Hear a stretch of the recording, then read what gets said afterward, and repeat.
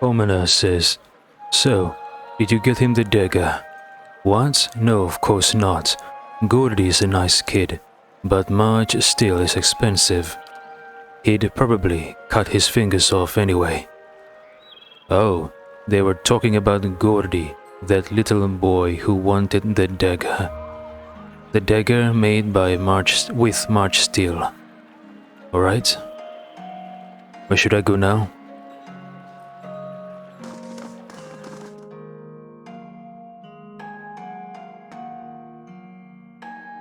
Dun.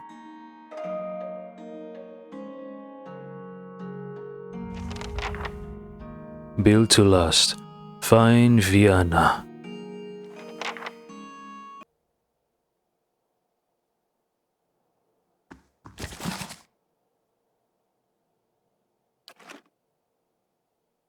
I shall be quiet as a calm sea, which is not very quiet. Spilled tea, empty ink pots, and one detailed sketch of a fire-breathing old dwarf are all that remain of a long study session. I'm on the trail.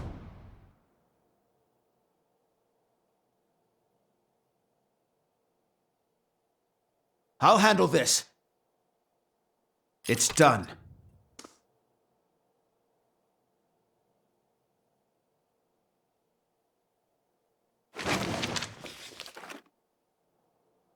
The sturdy bunks are topped with thin blankets and even thinner mattresses. Koren. Good day to you. Koren says, "By Wiles Eyeless Face, you are one short ogre. But why are you green? And how are you getting the ducks to keep flying around you like that?" Arismito says, "Let me guess, you smoked a lot of white leaf, or did you get your hands on some snowcap?" Koren claps his hands and laughs. "Snowcap, snowcap. So few people know snowcap, much less ogres." Koren beams at you and nods his head. Arismital says, "I'm looking for Vienna." Koren says, "I like Vienna. She's always talking about metal men, which is strange, since I'm pretty sure she doesn't eat snowcap." Koren brow wrinkles. "I don't talk about metal men either, and I do eat snowcap, huh? Anyway, she's not here right now. Flew away to Ondra's gift to meet her friend Bessia. No, Klesia. Yes, Klesia. Klesia is the friend she's gone to meet. In Ondra's gift. In a house, not a boat. North house, empty house. Ondra's gift has a lot of boats. We should go rowing sometime." Arismittal asks, "You're a scrivener?" Koren nods. "Yes, I am a scrivener. I read books, I write books. I once ate a book, but only because it looked like sweet pie. Or perhaps it was sweet pie baked to look like a book. Interesting." Oh. I'm also a collector of herbs, flowers, plants. I sell them, mostly I eat them." Arismittal says, "Tell me about the dormitory." Koren says, "It's where the scriveners who work at the Hall of Revealed Mysteries sleep." "I'm a scrivener." Koren sniffs. "This place smells like old stockings." Arismittal says, "Show me what you have for sale."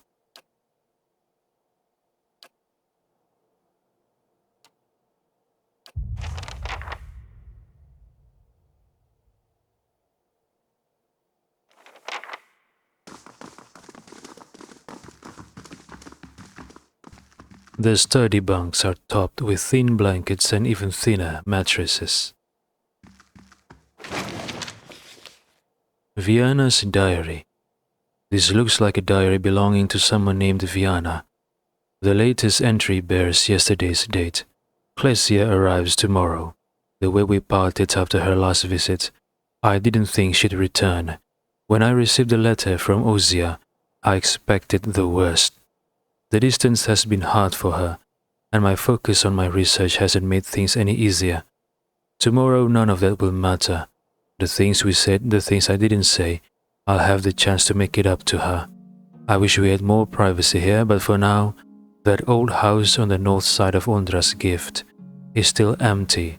Oh, what are you planning, Vienna? A session of sweaty activities.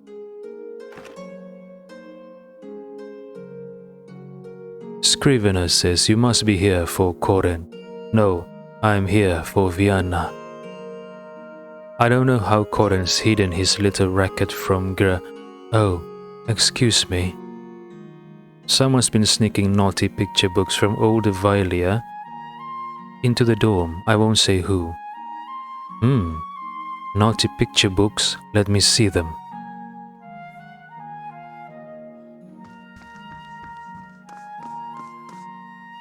Scrivener says the pay is good, I live close to the library, and I can read as many books as I want. That doesn't sound fun for me. You must be here for Corin.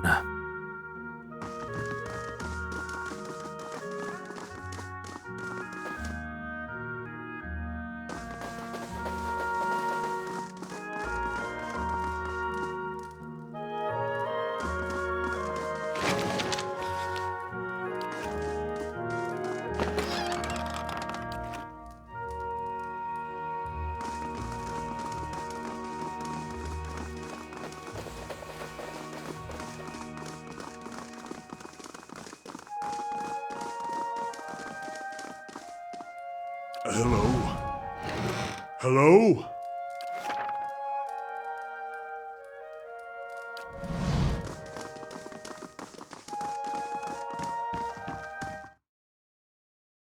So Vienna is in Ondra's gift. In or at? My grammar is still far from perfect.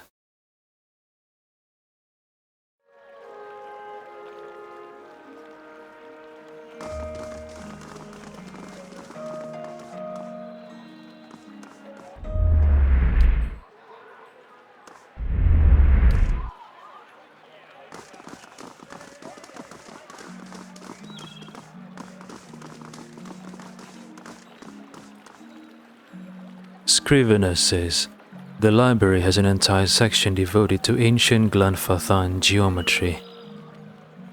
I love the smell of old books. What about the smell of old Kuchi? Grimda is especially cranky today, and that's saying something. Someone's been reshelving improperly when Fexa finds out.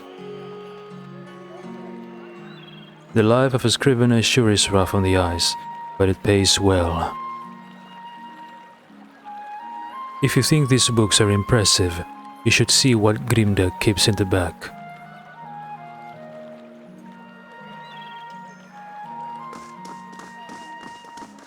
Refugee. These days it's rare to find folks who'll do so much for strangers, says a refugee. We've had bad harvests before, but this year was the worst it's ever been. I'm down to my last few coppers. What am I going to do? Nice to see you.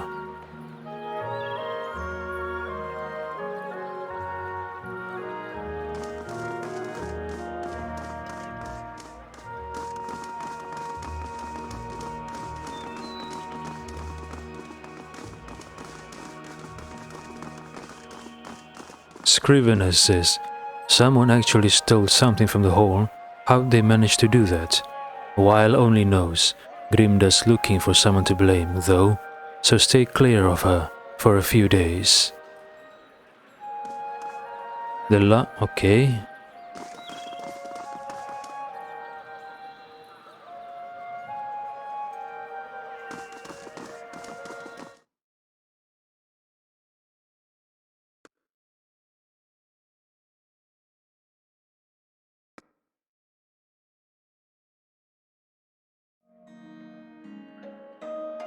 All these pages serve no better use than fuel for the fire.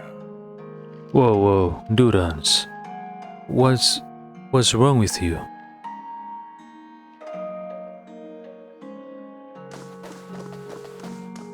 Welcome to the Hall of Revealed Mysteries.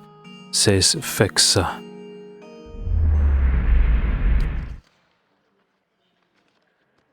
The books on these shelves cover the history and mythology of Old Valia. Let's talk to Fexa. Good day to you. The woman barely glances up from the tomes on the table as you approach. You're welcome to browse the stacks, but mind that you keep your voice down. This is still a temple, after all, and Grimda doesn't tolerate disorder. Adesmittal asks, "Tell me about yourself." Fexa throws her broad shoulders back. "I am a scrivener and a devotee of Wile. It's my duty to look after our records and resources." Her chest swells with pride and with milk. Fexa says, "Anything else?" Adesmittal says, "This is a temple. This is a temple? It looks like a library." Fexa's eyes grow wide and round. That's because it is. Wile is the god of mysteries and answers, encryption and decryption, concealment and revelation. Fexa raises her hands to the rows of shelves. Its guidance comes from the understanding of the unknown and the protection of hidden knowledge. The Hall of Revealed Mysteries was built to celebrate that. Kana says, "To think there's such a place in the Deerwood. Incredible. I'd love a glimpse of the archives. How many secrets must sit upon these shelves?" Adesmittal says, "Fascinating." Fexa says, "Isn't it? Temples dedicated to Wile tend to hold vast stores of knowledge. We use that knowledge to unravel and preserve the mysteries of the world." Adesmittal asks, "Who's Grimda?" Fexa speaks reverently. "Why, she's the High Archivist. She's one of the most accomplished scholars alive today. Nothing goes on here without her knowing about it. Almost nothing anyway." Fexa scratches behind her ear. "You should probably tread lightly around her today." Adesmittal says, "Farewell."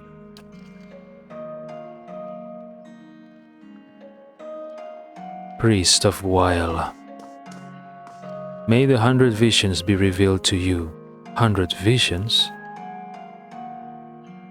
It takes a smooth tongue to solve problems, doesn't it? Priest of Wile says, "Got to laugh now and then, right?" Grimda's been furious ever since that scroll went missing. What scroll? Scroll of naughty pictures? Handle the books gently, please. Nice to see you.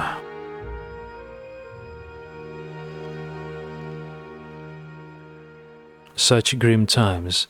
I'm glad that not everyone takes things so seriously. Well, maybe you should start taking things seriously. Because of this White One's legacy.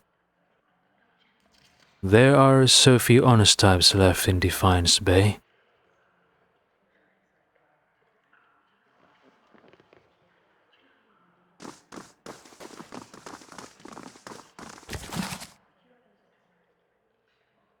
"10 years of dawn."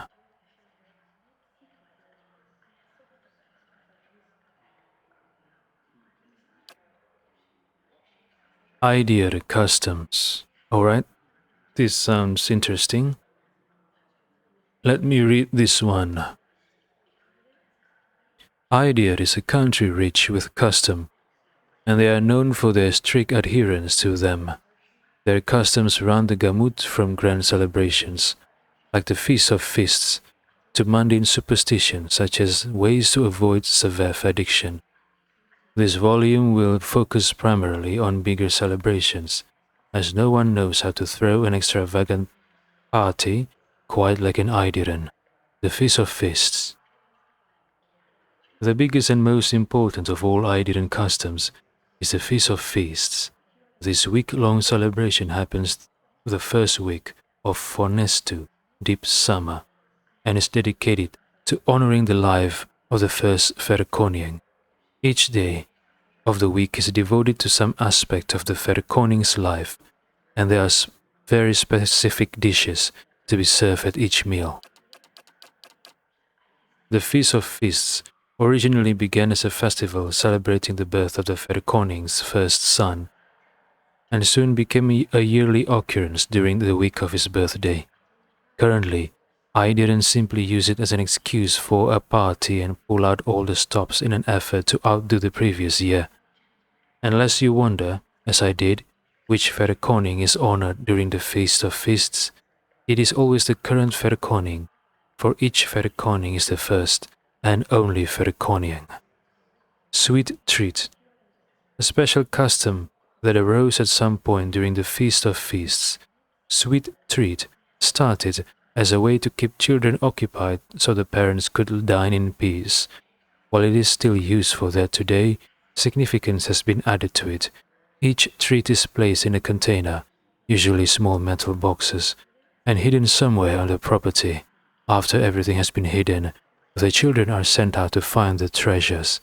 It is said now that the hidden treats represent Glanfathan artifacts, and the children are the explorers, bringing the riches back to their new and rightful owners.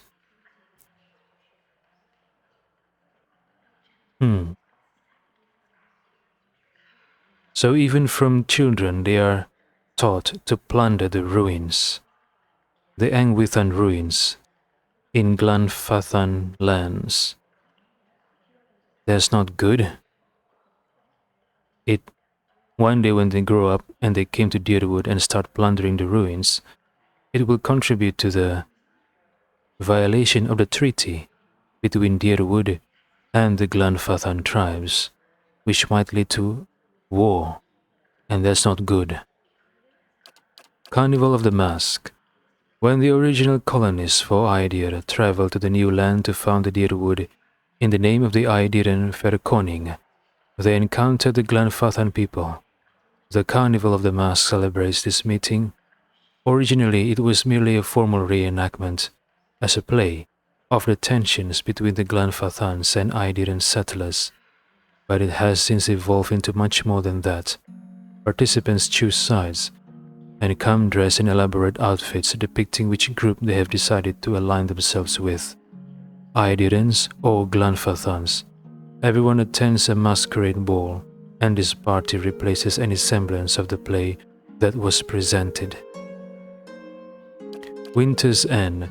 Winter's End was never anything more than an excuse for a celebration, and it hasn't changed in all the years it has existed in Aidir.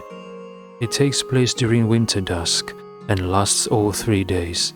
People use the time to reflect on the year, celebrate their lives, and remember the dead, especially those who have passed in the recent year.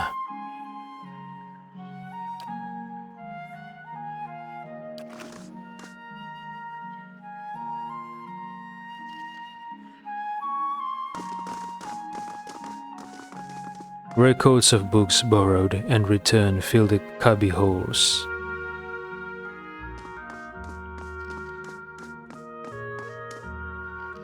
Scrivener says, Grimda is especially cranky today, and that's saying something. The symbols on these pages writhe and shift. They're dizzying to look at.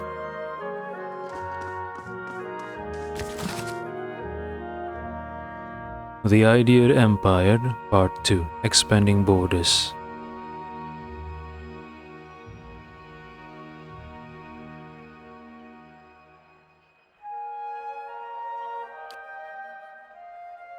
The Midwife's Memoirs.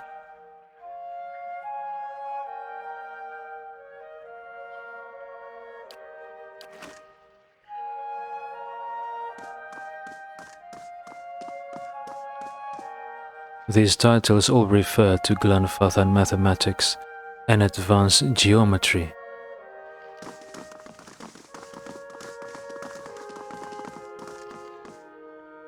The line, okay, already read this one.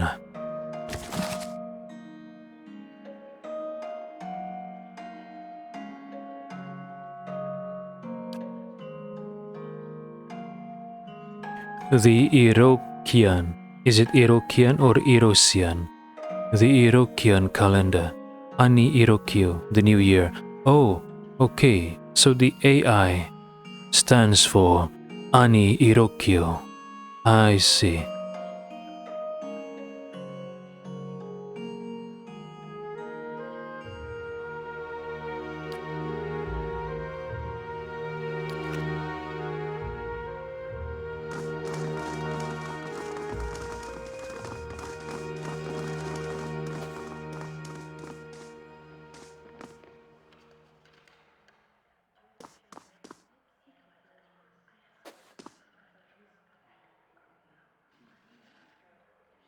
The Travels of Errol of Levy, 2662, 268. Errol of Levy, isn't that the guy who founded the Goose and Fox Inn, according to Bishop, before he fled town after he was arguing with the Lord? Errol Levy. The Many Faces of Berath.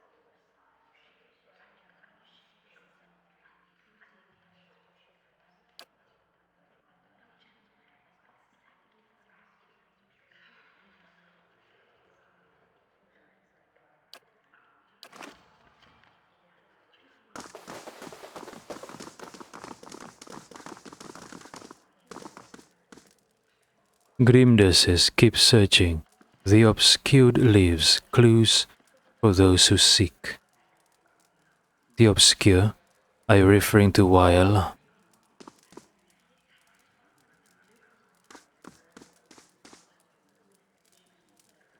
Grimda's been furious ever since that scroll went missing, says a priest of Weil.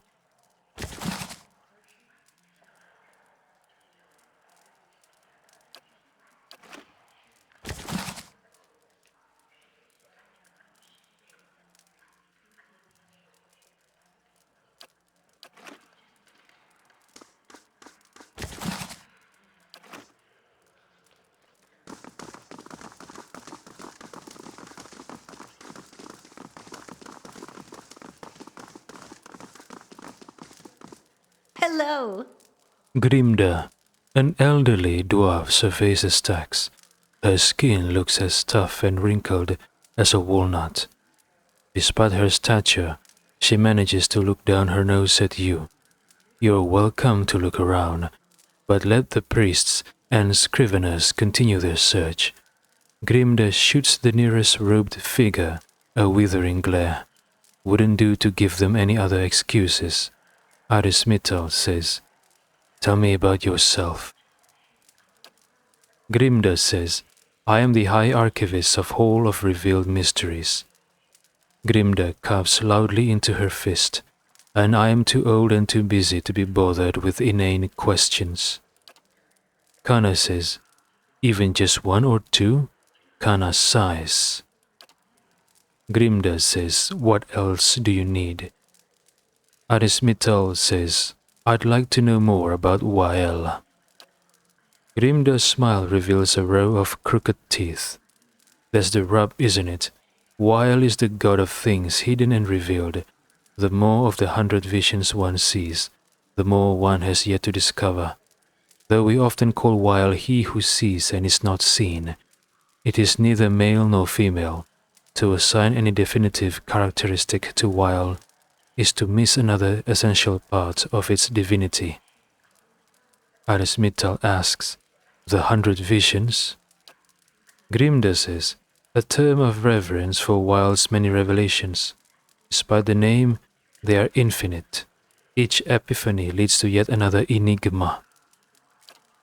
Sagani says, and I thought I was busy. Arismital asks, what are they looking for?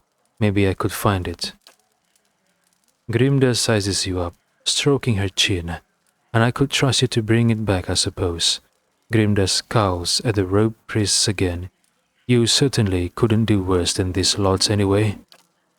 Thieves made off with an ancient scroll of Wael. They intend to blaspheme by selling that which should remain hidden, a secret of the 100 visions.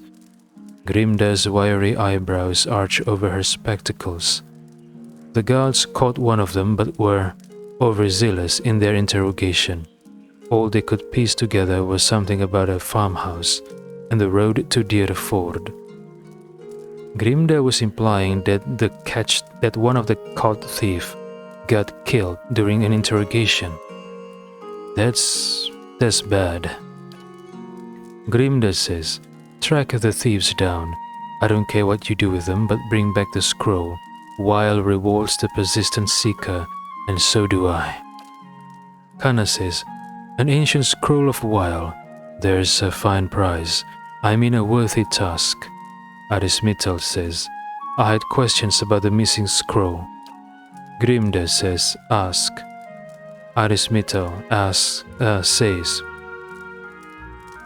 "It seems odd that a few burglars manage to steal from a place like this." Grimda huffs and squares her shoulders. "Some secrets Weil keeps even from me."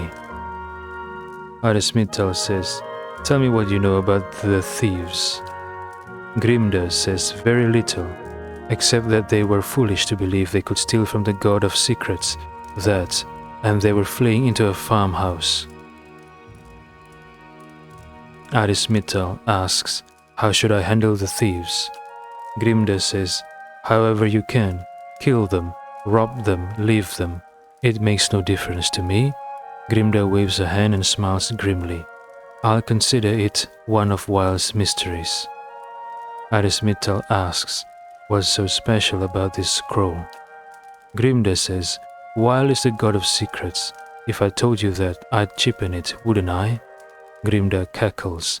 "It's a parable, the kind that nourishes the inquisitive mind and poisons the foolish." Arismetal says, "Let's talk about something else." Grimda says, "What else do you need?" Arismetal says, "Farewell." What does it say? The parable of Weil. What does parable mean?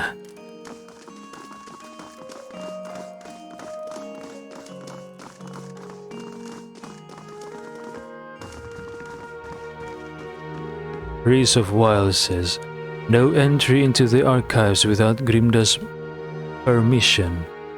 Fine. Difficulty, oh, I can unlock this. But the Scrivener, no, not Scrivener. The priest of Weil is here. What happens if he witnesses me unlocking this door? Let's find out last. First, we explore.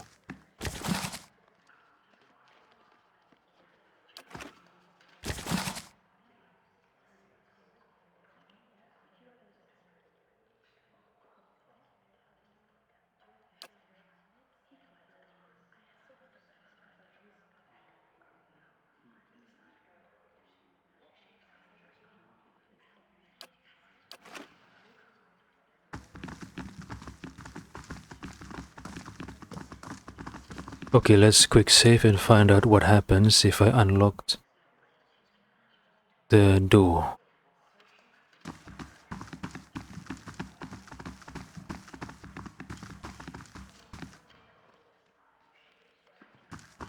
I'll handle this. It's done.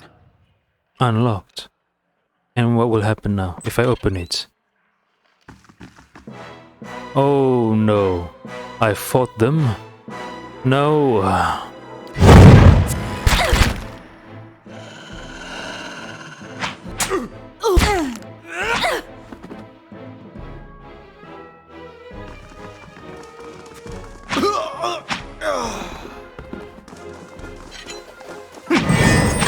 Lava beyond sea.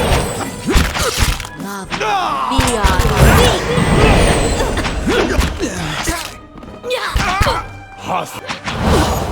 Alright, it's enough.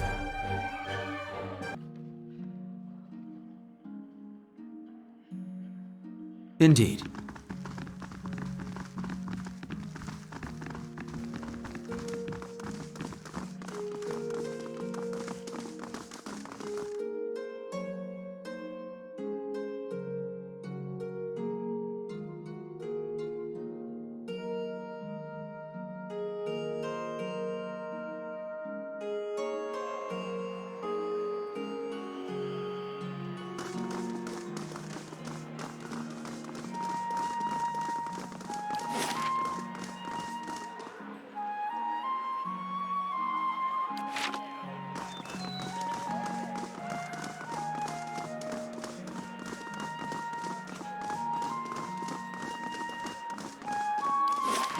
Well, let's go to Ondra's gift. We have to find this Vienna. Wait, what about my task? Still 7 days left. Still a long time.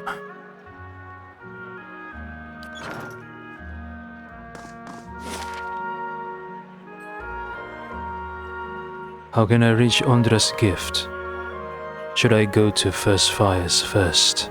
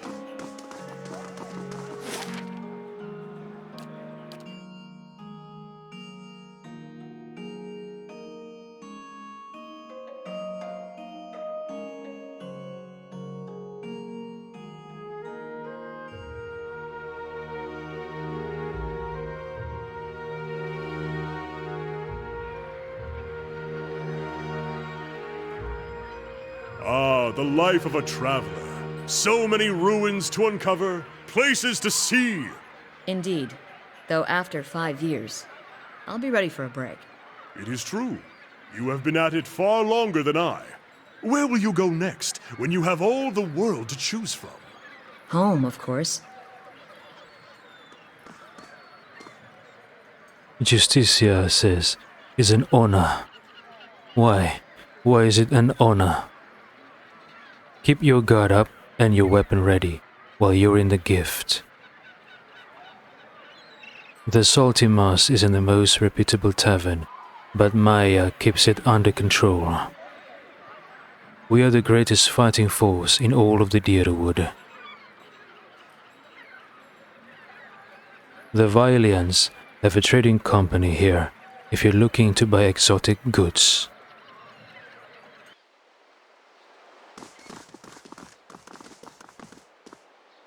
Crier says, Magran turns a favorable eye upon our fair city. The purification fires burn once more. We give thanks, knowing that Defiance Bay will persevere through any hardship.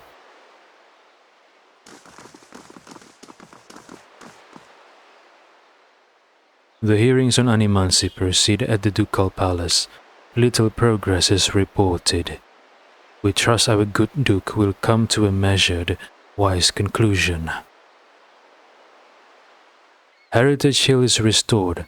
The city guard reports that the howling cataclysm stopped atop the tower has ceased. Restoration efforts are underway. A local lad is reported missing. Those with information as to the location of the boy therein should seek to order in Ondra's gift. Citizen reports mysterious and distressing wailing in the vicinity of the Ondra's gift lighthouse. We advise visitors to keep clear of the area until a cause is determined. Messengers from Gilded Vale bring shocking news.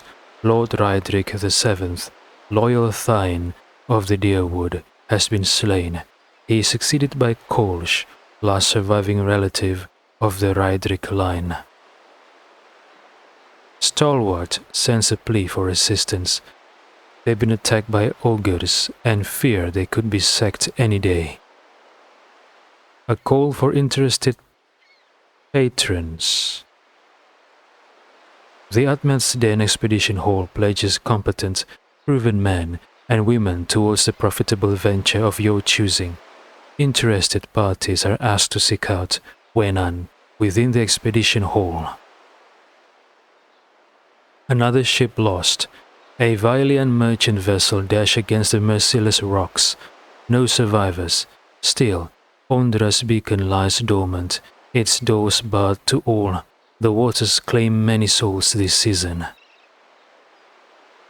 Even the most daring of adventurers must keep up their strength. For fresh filling bread, see Hemia of Gilded Vale. Fine deerwood bread, made from fine deerwood grain.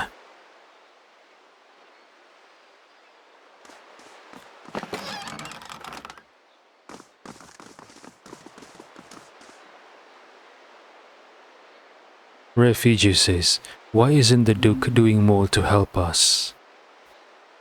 Come on, show some emotion. You can't go through life that way. I hear you've got an estate that rivals anything in Brackenberry. Yes, it is called Kite Noah, and no, you are not invited, and you are not welcomed. I didn't want to come here, but my village wasn't safe anymore, says the refugee. If Animances caused the legacy, they have a lot to answers for. Business around here took a hit when Stalwart's mines dried up. Got to laugh now and then, right?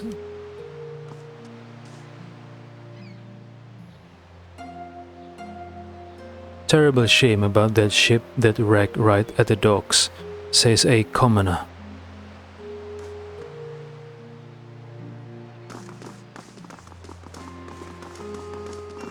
The grimy windows have been papered over from the inside.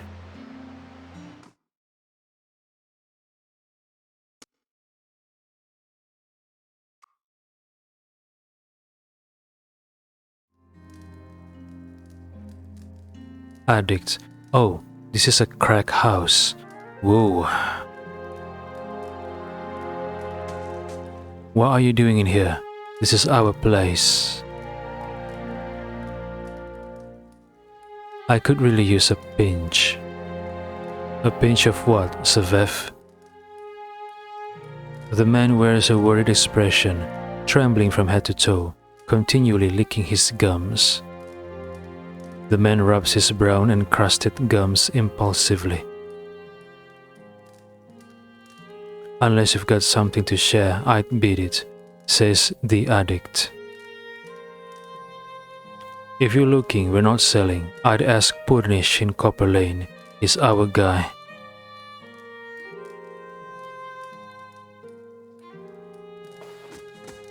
A dozen tiny somethings squirm within the pot of rice.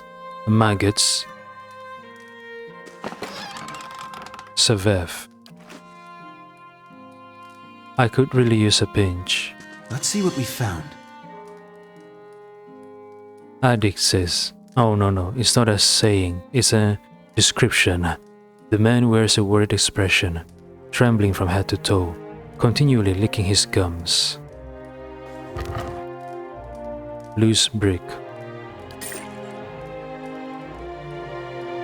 I'll see what I can find.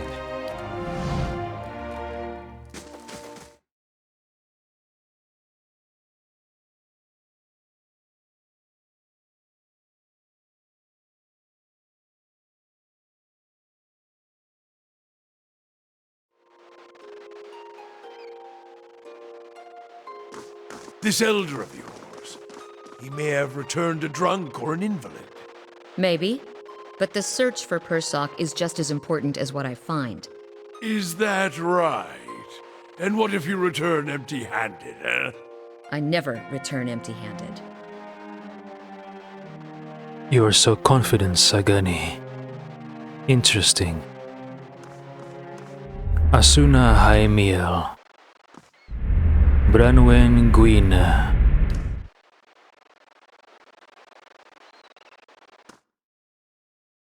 Branwen Guina, Asuna Haemiel.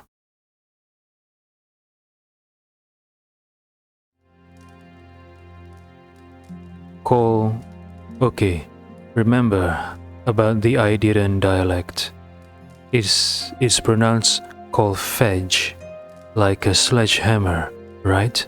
Call fedge, call fedge. Call Fedge. Okay. The knob on the underside suggests that the table was fashioned from a derelict door. The slightest pressure causes it to wobble atop the barrels.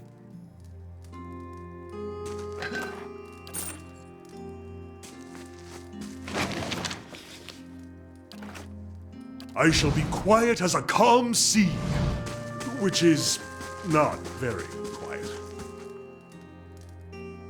Call Fedge, a youngish elven man, squints at you in surprise. You can't just barge into somebody's home like this. Who do you think you are? Arismital says, who are you? Call Fedge says, the elf who lives here. Now get out. What now? Call Fedge looks at you nervously. Leave.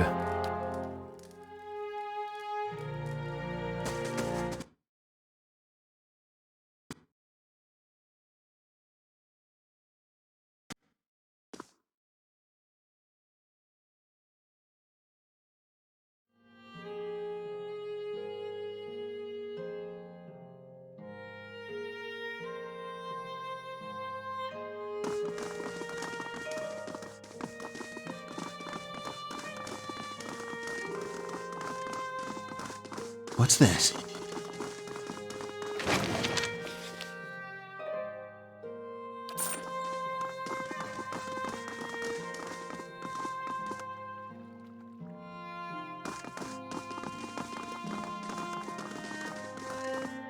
With its crooked and missing shingles, the roof resembles a prize fighter's gap-toothed smile.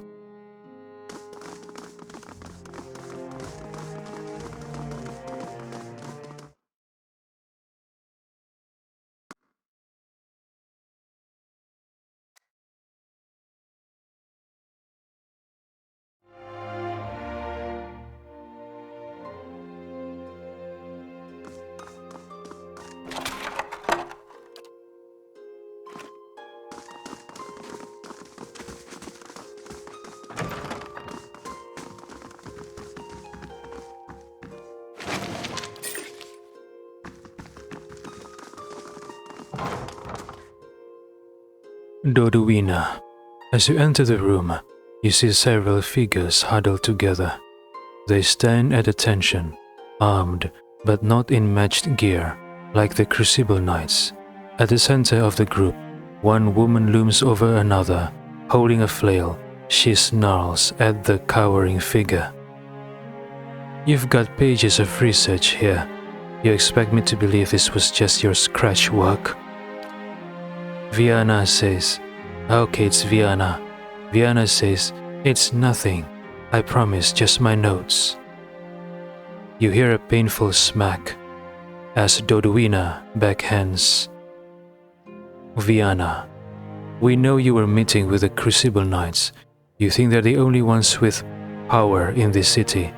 They call us the Dozens for a reason. Now I won't ask you again.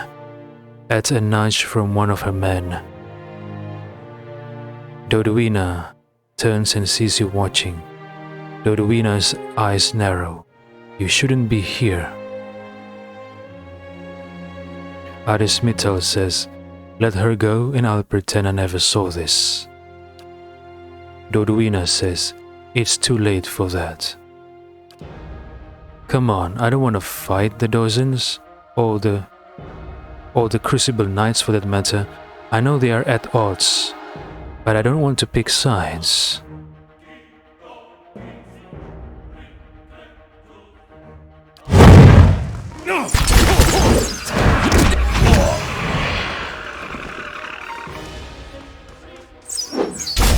Lava beyond sea.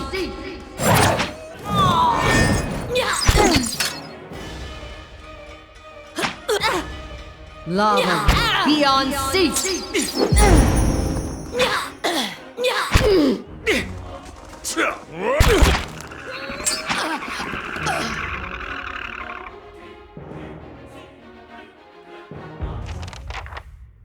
Viana's face is covered in bruises, and her eyes are wide with shock and relief.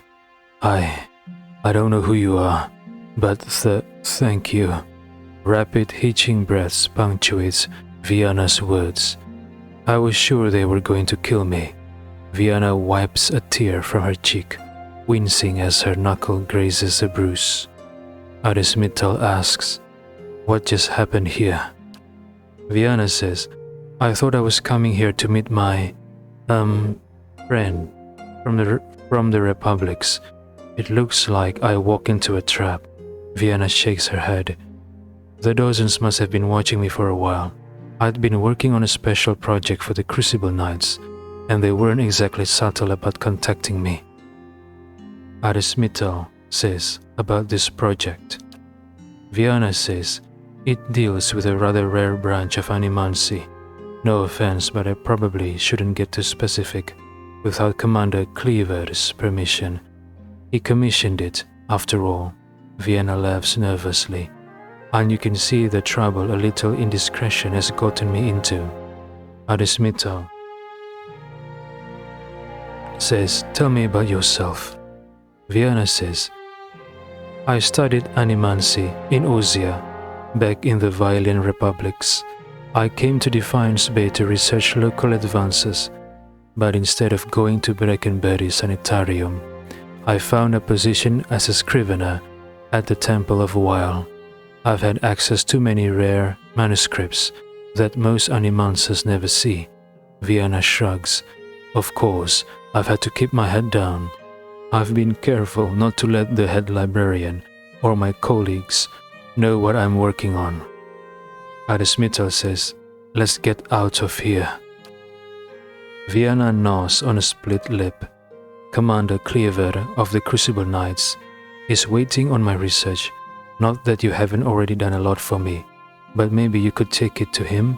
I'd kept it with me to prevent it from falling into the wrong hands, but you can see how well that worked out. Viana nods at Dodwina's corpse. She took it from me when I arrived. Viana takes a deep breath. Anyhow, don't wait on me. I can make my own way out of here. "I'll be alright. Thank you again," says Viana.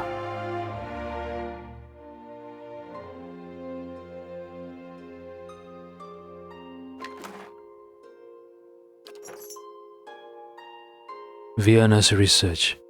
These pages contain Viana's research on Angwithan techniques. For imbuing matter with essence, she appears to have developed a method based on her studies of animats. On the first page is a note to someone named Dunstan, the blacksmith at Crucible Keep. Alright. Built to last.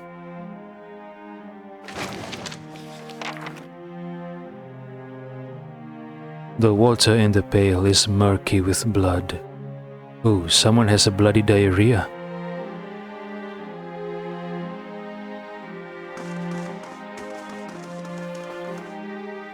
The rope coiled around the chair feels painfully scratchy.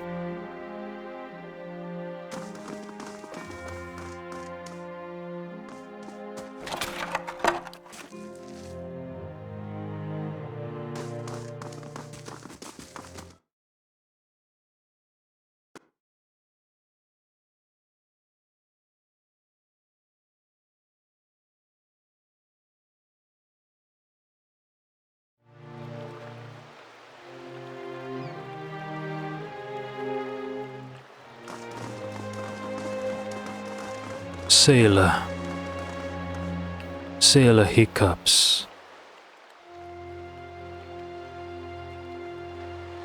Urp. Hic. Hic.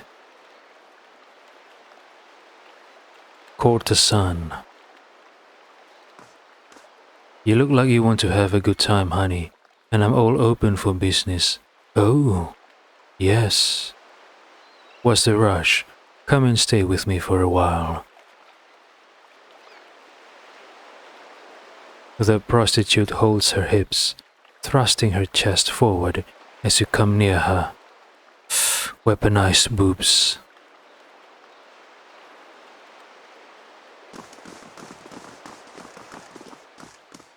Huere Zimian? Becker character? Of course.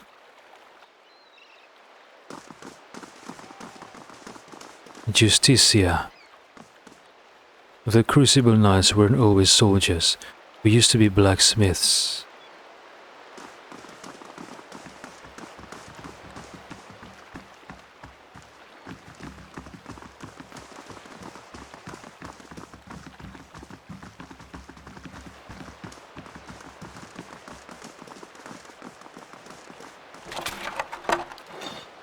Thug. Bragan.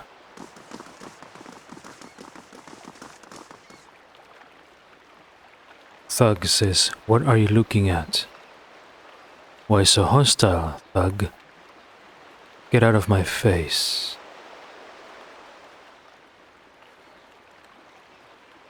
"I got nothing to say to you."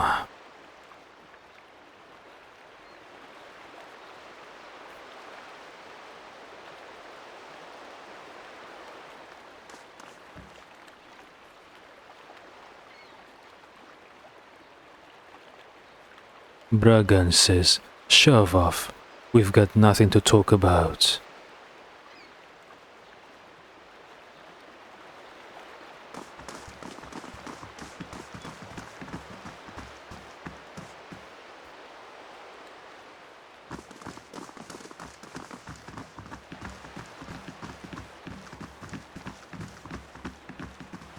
Nia says, "Now hiring builders.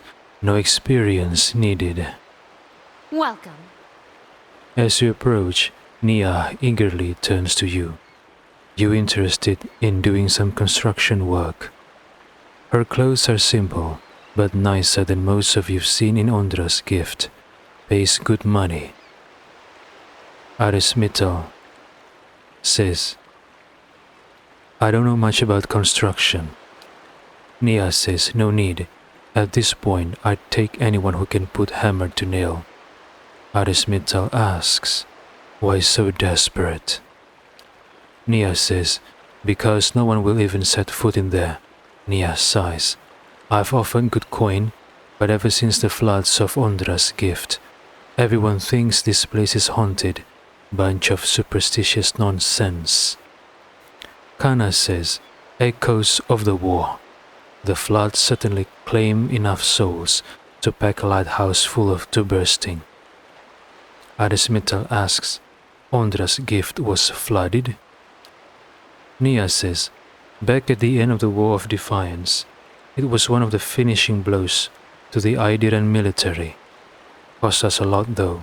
The whole district was supposed to be evacuated, but not everyone left in time. The Idirans put anyone they found to the sword. The lucky ones who escaped the slaughter drowned hours later when Hadred's forces broke the dams." Locals say the lighthouse keeper was one of the people who stayed behind and one of the last to die. Nia shrugs. "I don't know why that makes the lighthouse any more haunted than the rest of the gift, but there you have it." Arismital asks, "Have you gone inside?" Nia says, "Who, me?" Nia laughs nervously. "Not exactly, see? My health is rather delicate, and all that dust." Nia sighs. "Alright, when I saw two Aumawa deckhands running as fast as they could down the pier, I lost my nerve too." Arismital says, "I could take a look." "Good. About time someone put an end to this foolishness," Nia says. She rummages in her pocket and pulls out a skeleton key. As she hands it to you, she hesitates. "Just be careful. Not that I believe the ghost stories, but it is an old building, so watch your step." Arismital says, "I have some questions." Nia nods. "What do you want to know?" Arismital asks, "Do you know what might be inside the lighthouse?" Nia says, "If only." She shrugs. "It's been uninhabited since they flooded Ondra's gift." Arismital asks, "What are you building?" Nia says, "An inn, allegedly." She brushes a single loose strand of her bun behind her ear. The gift needs a spot with a little more class than the salty must. This district has been in the dumps since the War of Defiance. It seemed ready for some fresh development. So imagine my excitement when I found this place, 3 floors tall and right on the water, for sale, at a reasonable price. The seller suggested that there were other interested buyers, so I closed the deal before I'd taken time to really look into it. Stupido, Nia shakes her head. Being from New Heomar, I knew about the floods, but I didn't know about the superstition surrounding the lighthouse, and the seller was long gone by the time I found out.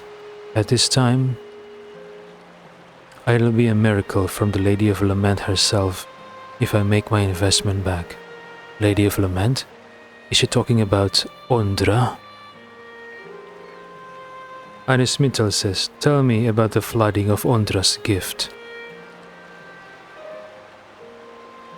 Nia says Hadred ordered it near the end of the War of Defiance. It was one of the finishing blows to the Idiran military. Cost us a lot though. The whole district was supposed to be evacuated, but not everyone left in time. The Idirans put anyone they found onto the sword. The lucky ones who escaped the slaughter drowned hours later, when Hadred's forces broke the dams.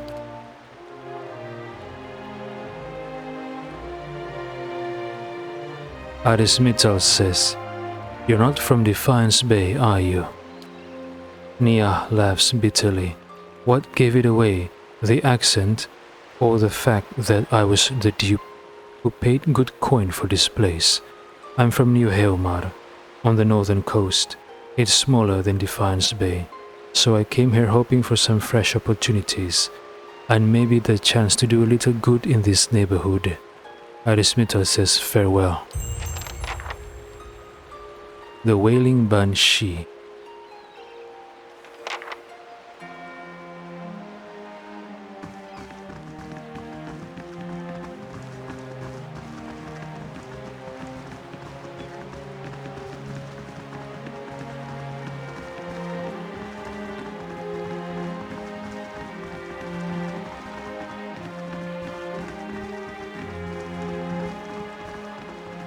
Marceno says the captain won't be happy to hear about this.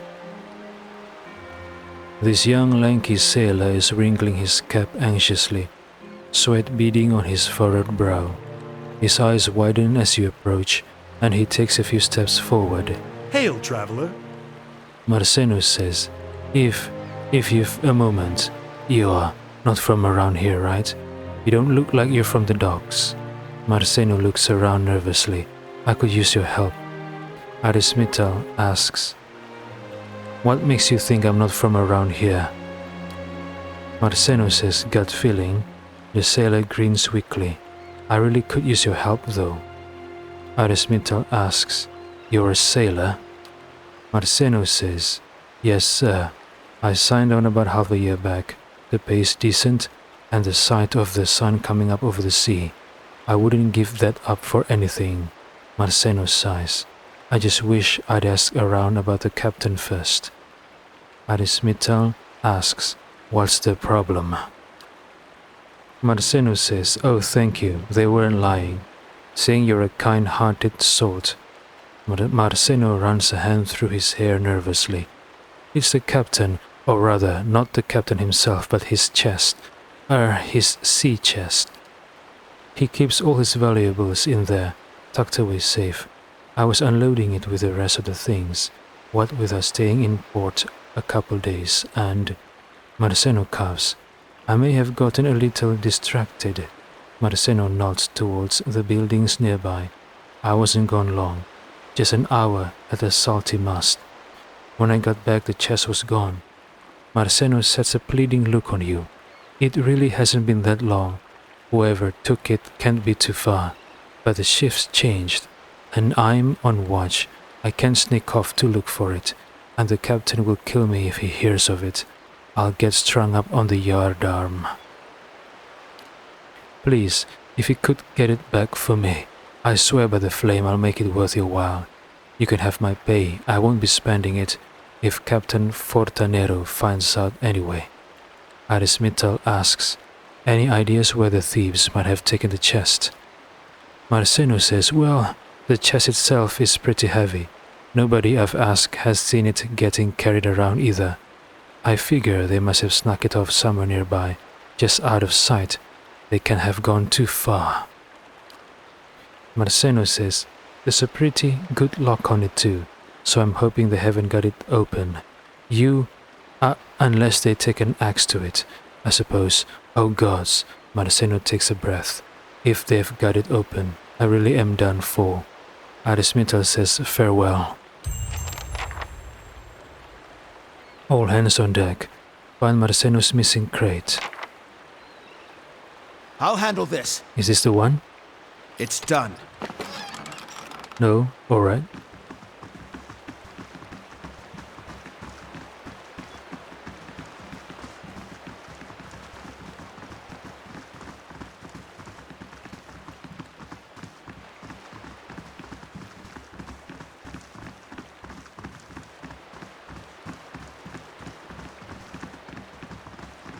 A dozen Adiran ships were shattered against these levees during the War of Defiance. Best to heed the astrologers, I find, where tides are concerned. Place gets my blood beating in all the right places. Durance, you are weird. Are you a sado?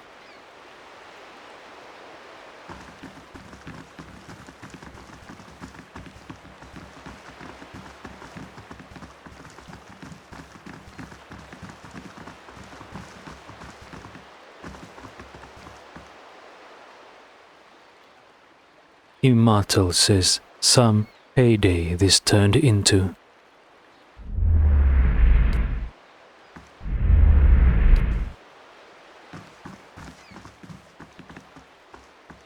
Well met, friend. An old man paces the dock and looks out over the water. He's fussing over something large and round, which he constantly shifts from one hand to the other. You're not certain whether his wide-eyed, gape-mouthed expression marks surprise or fear. It seems he isn't either. Wait a minute, my throat is itchy. You don't look like a god. Immortal examines you and your equipment more closely. Say, you wouldn't be interested in making some coppers, would you? Immortal shows you the object in his hand. It's a large, round opal with Angwithan runes carved into it. It glistens with his sweat. See the ship that went down over there? I've been looking for someone to help me recover some missing cargo. Arismital asks, have you seen anyone come this way carrying a large chest? Immortal says, come to think of it, I did. Immortal points to the east. They went that way, couldn't have gotten too far. Immortal gazes out over the water. Anything else you need? Arismital asks, how's business?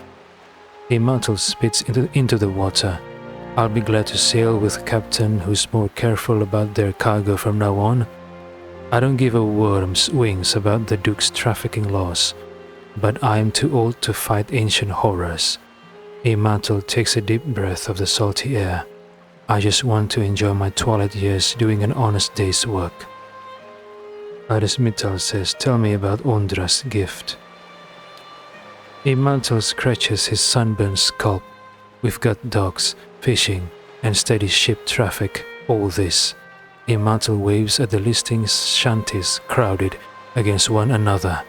This sprang up around the docks. It's the poorest district in Defiance Bay, but one of the liveliest. Immortal grins, and for lively, nothing beats the salty mast.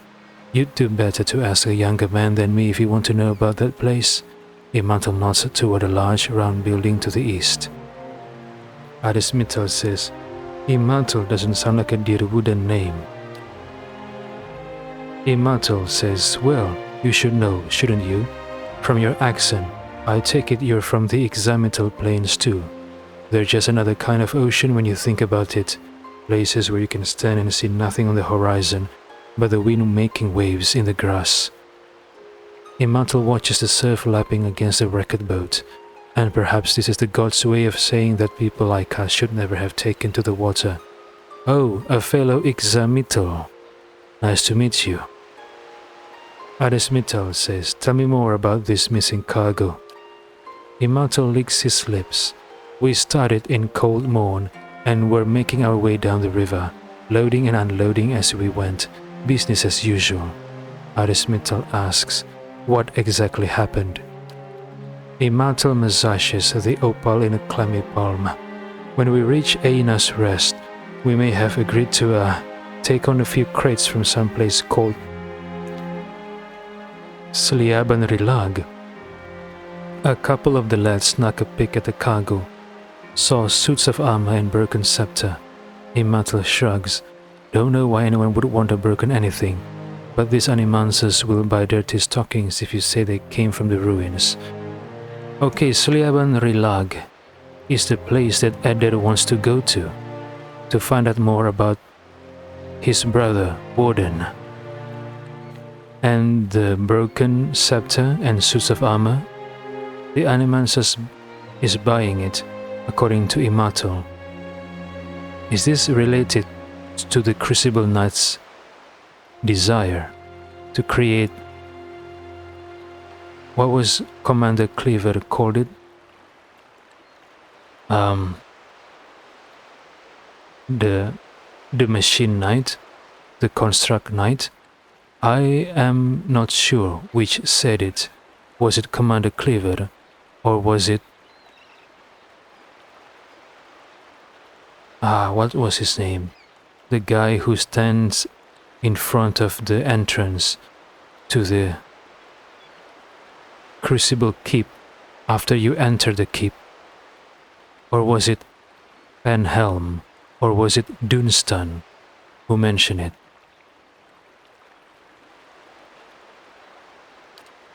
Imato closes his hand around the opal in a white-knuckled grip. We were almost to Defiance Bay when the screaming started.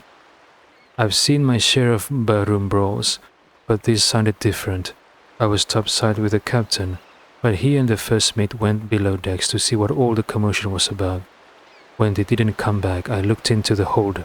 Imato shudders. I saw one of those suits of armor walking around all by itself. It was covered in blood.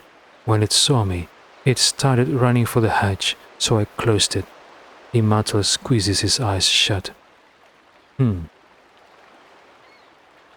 Arismital says, you had to keep those monsters from getting out. Imato shakes his head, his eyes still closed. That's what I keep telling myself. Imato rolls the stone between his hands. I'm just a deckhand, but I was the only one left. I piloted the ship as best as I could, but I hit the rocks as we were passing Breckenberry. I barely made it to Ondra's gift before I had to jump overboard and swim for the docks. I'd given up the cargo, not to mention the payday, when one of the lads pulled this up in his nets. Imato shows you the opal again. It's part of that scepter. From what I recall, there were 3 other pieces, and I'd bet you anything they're somewhere in the shallows too. If anyone could find them, there'd be profit to follow.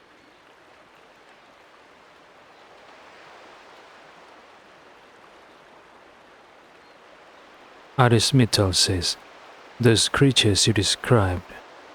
Oh, what if we went the diplomatic way? Arismital asks, have you talked to the Crucible Knights about this? Imato says, and admit that I was smuggling relics? He shakes his head. I doubt they'd arrest me, but I also doubt I'd see any coin from this mess. Arismital says, those creatures you describe sound like animats. They were probably guarding the relic. Imato says whatever they were, they cut down the rest of the crew like straw dummies. I doubt a little salt water would have rusted them any. Arismital says, there must be a reason you haven't gone looking for the rest of the artifact yourself. Imato says, I'm lucky to have escaped the ship like I did. I'm not taking a chance with those things. Arismital asks, what happens if I find the rest? Immortal says, you find the missing pieces of the artifact, and I've got an Animancer friend from my expedition days who'll find you a stack of coppers. Immortal scratches his beard. All I want out of this is a few £100 for my lost payday. If that sounds fair to you, I'll give you the stone and the name of my contact once you have everything else. Immortal regards the opal again.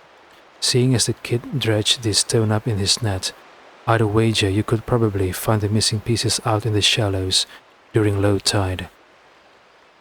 Arismital says, about that Angwithan relic. Immortal says, yes. Arismital asks, do you have any idea what your Animancer friends wants with this relic? Immortal says, she was always tinkering with this thing back when we were young.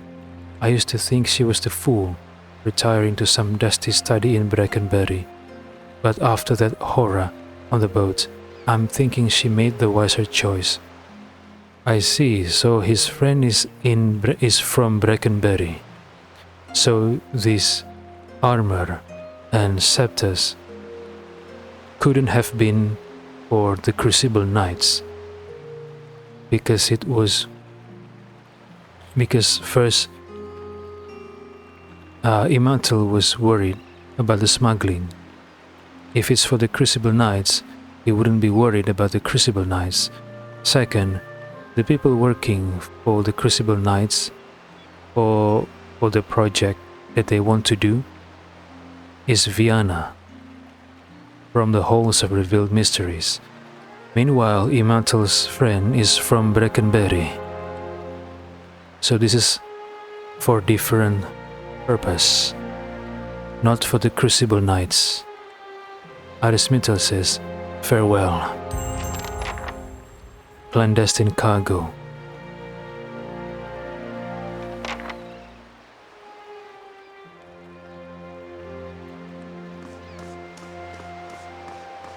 The ropes dangling from the crane sway in the ocean breeze. Fisherman. The tide's in. If you're wanting to get down to the shoreline, you'll have to wait until daylight. Oh, daylight, alright. Now where's the place that Nia wants me to clear out?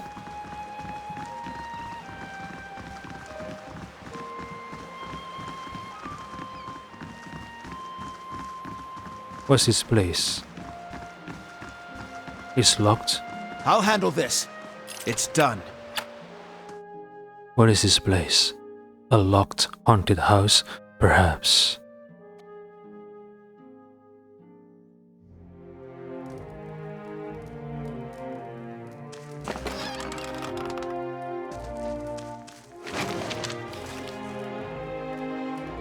Someone stashed a few sooty playing cards under the bed. Sooty? What does sooty mean?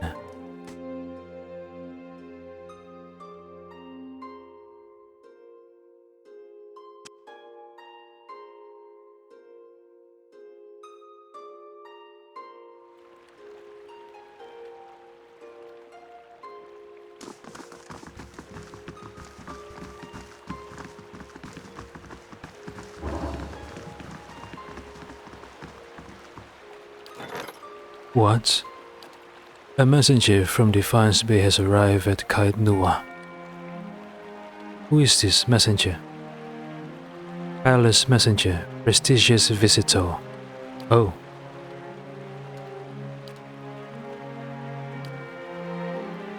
Should I check it out? There's no further explanation. Let's check it out then. Let's go to Kait Nua. Sorry, Nia. You have to wait.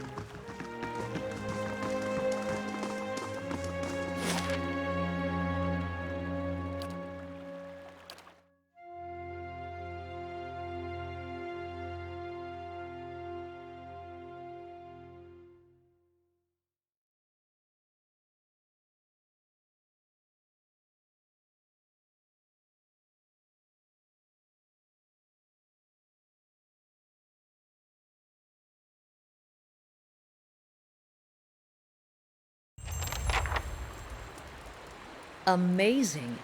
You could fit a whole village in here.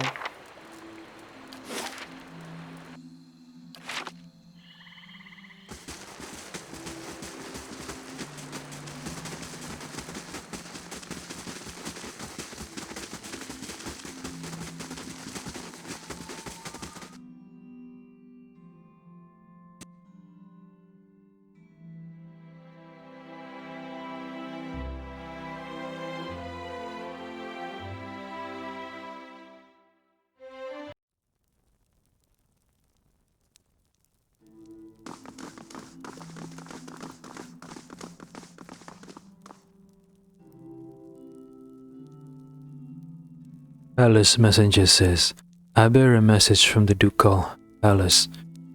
Is this something to do with the dispute again? With Lord Gathbin? Who is this Gaida? Lord Sidrock? What? Who are they? Gaida, oh, prestigious visitor, and Lord Sidrock. Yeah, let's speak to them while we're here.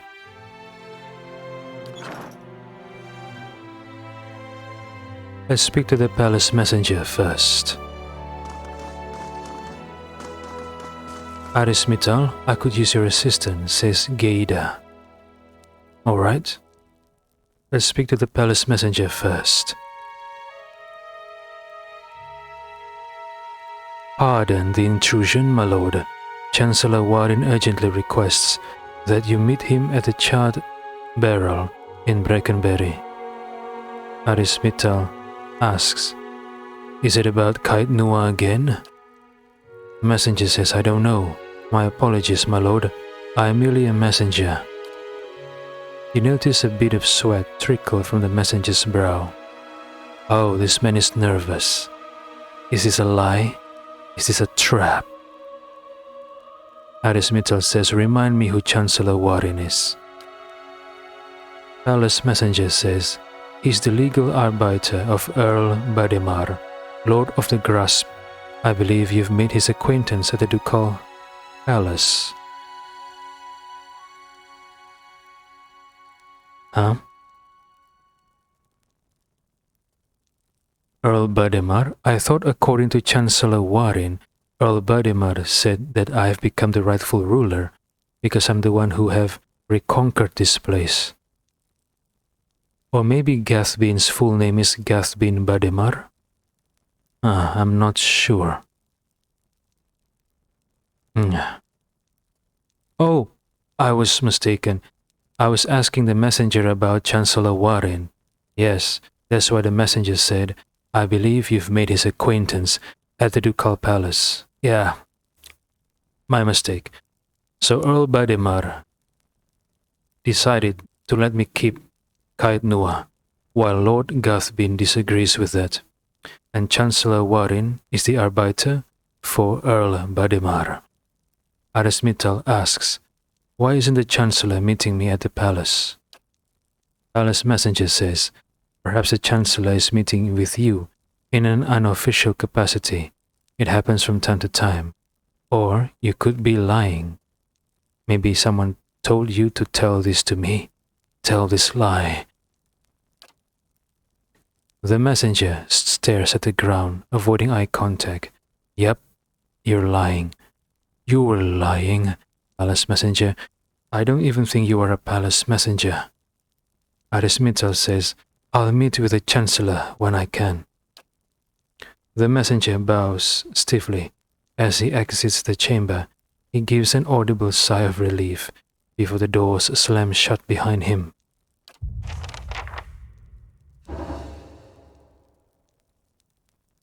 Meet Chancellor Warren at the At the charcoal? Palace messenger leaves the stronghold. Let's speak to Gaida.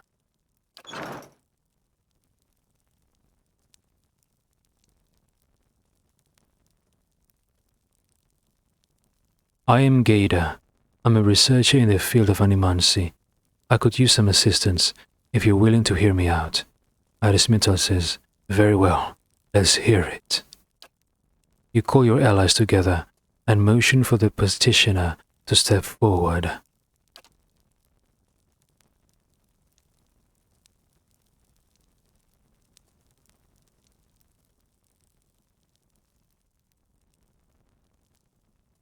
Gator says, I'm looking into the Beowick problem, that is, forces that can unhouse souls from their vessels. I'm trying to develop some kind of defense to protect people against these forces. The trouble is, investigating what unhouses souls in the first place requires, well, souls. I haven't been able to arrange any test subjects. I need your help. We've lost so many people to these Beowicks already. Imagine if we could prevent such things from ever happening again.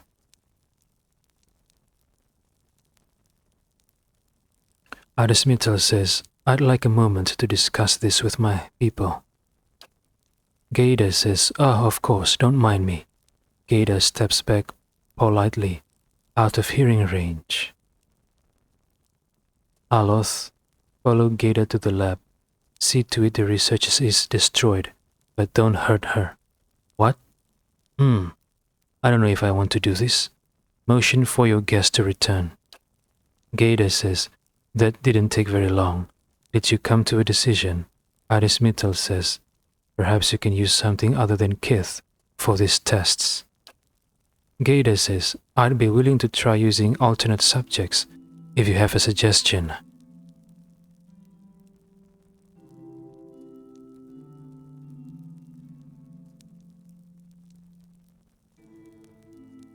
I can direct him or her to Heritage Hill.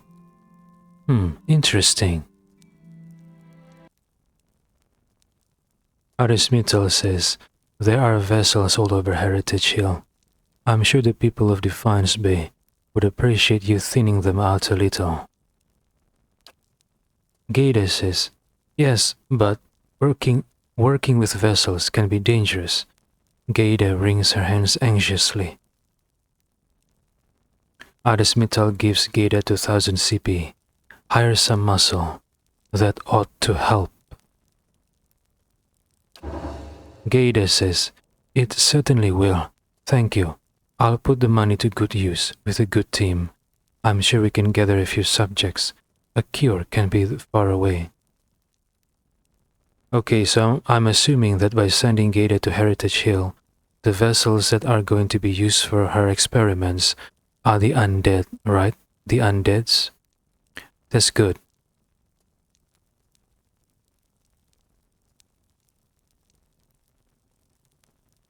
Because that means no living people are being touched.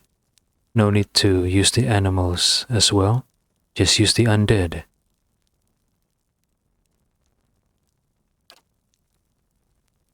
Gator leaves the stronghold.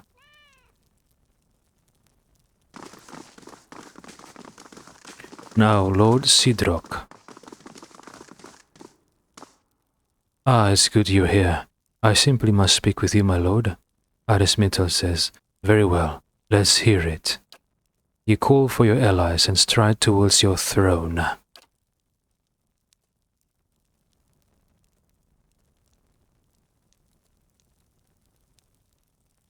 Lord Sidrock says, as I'm sure you are well aware, wealth has a way of birthing enemies. My fortress is beset by thieves.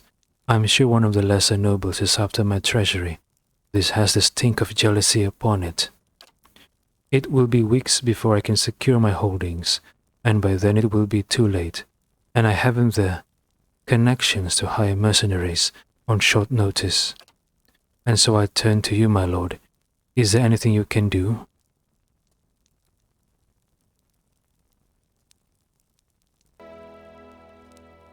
Adesmittel says, make a stand, defend your keep. Lord Sidrock says, I don't have the resources, my lord. My forces are spread thin. I'd need an army.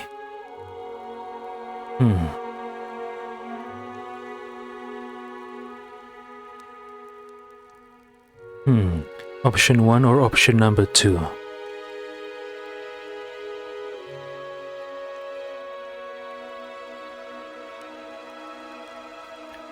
Let's go with option 1. Arismital says, it's not a question of numbers. I'll show you how to put the men you have to good use. I'll show you how to put the men you have to good use and where to place them. Lord Sidrok says, tactics from the Lord of Kaitnua himself. Do go on, please, I'm listening. True to his word, Sidrok gives you his full attention.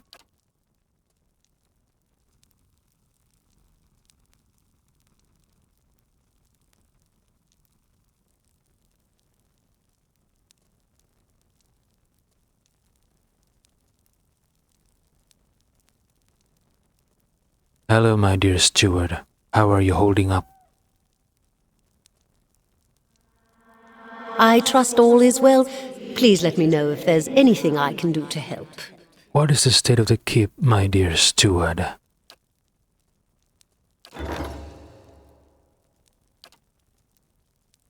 Gaful, the drunkard, returned to the other fort to much hostility, but was able to defuse the situation. Thanks to your help, he was able to pay off his debts. Ah, interesting.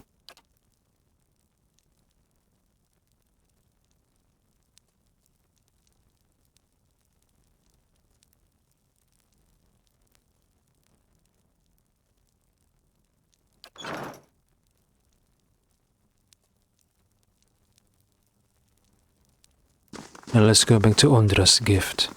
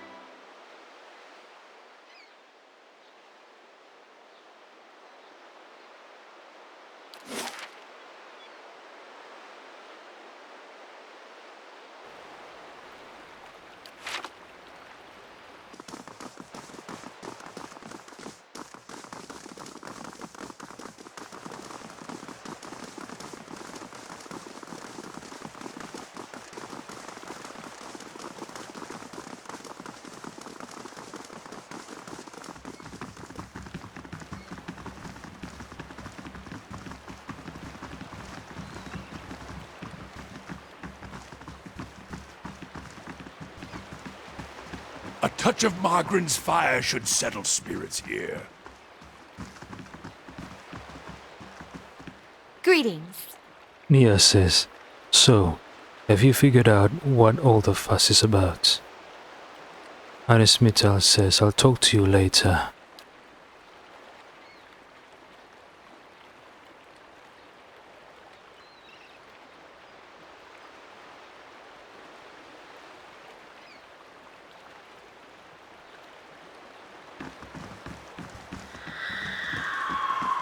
What is that sound?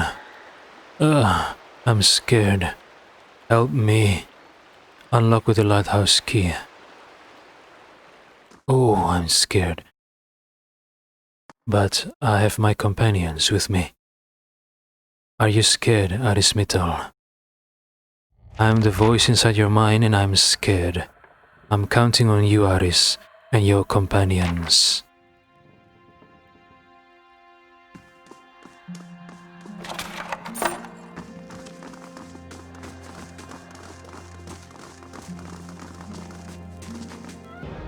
What the heck?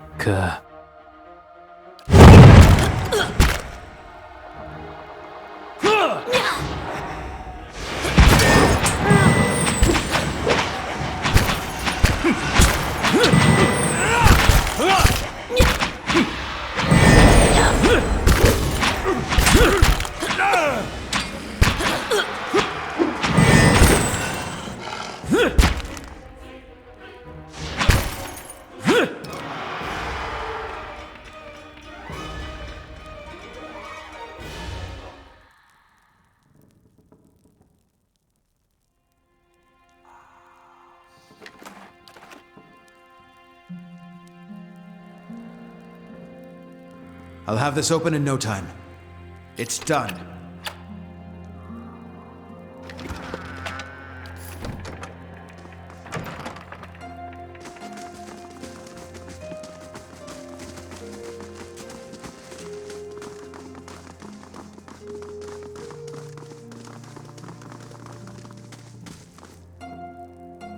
A patina of filth and dead barnacles reaches almost to the ceiling. The glass is completely opaque with grime and salt.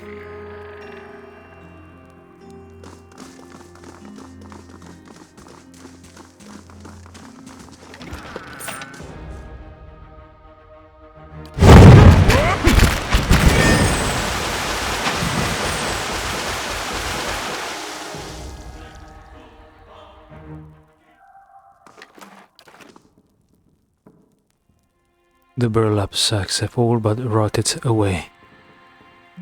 The wood of these barrels and crates is swollen and warped as if by water.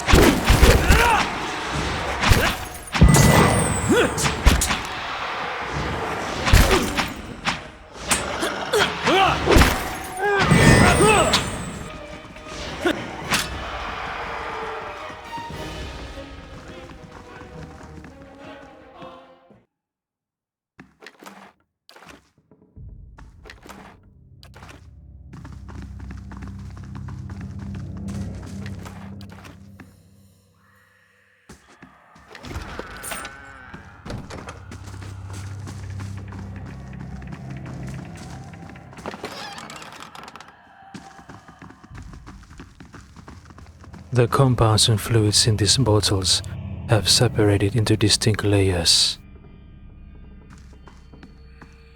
Yellowed fading maps of the bay around Ondra's gift show routes through the locks between the dikes that hold the ocean back. Carved into the post is the name Myrwith and a series of notches labeled with numbers. The lowest notch reads 4 and the highest notch reads 17.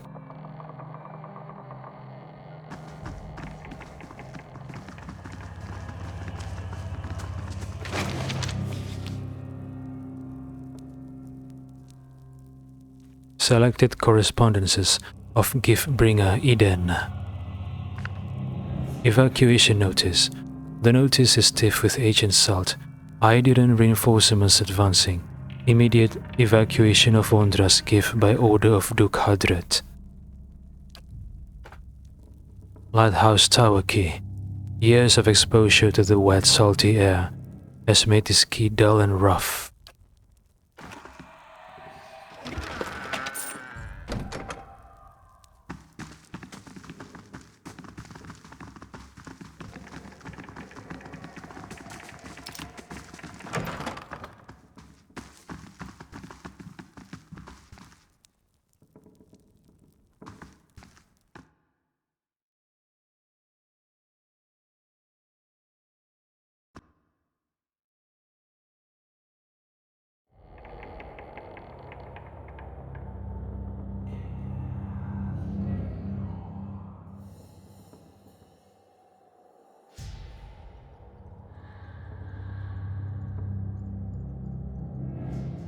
Lilith? What? Lilith.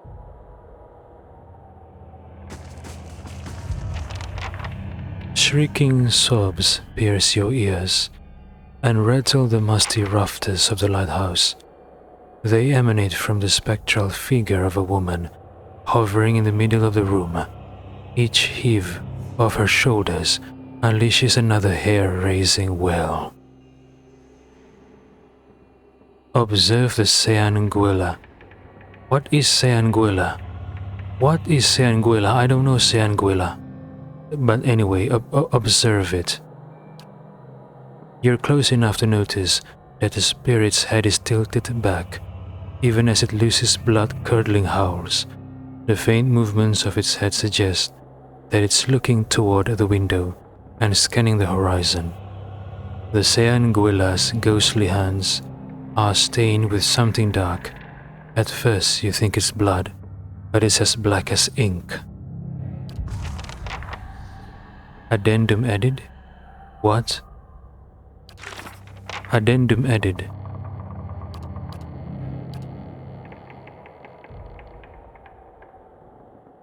When I got close enough for a good look, I noticed that the spirit seemed to be watching the horizon for something. His hands were stained with something dark, blood or ink perhaps. Maybe I'll find something nearby that can help me.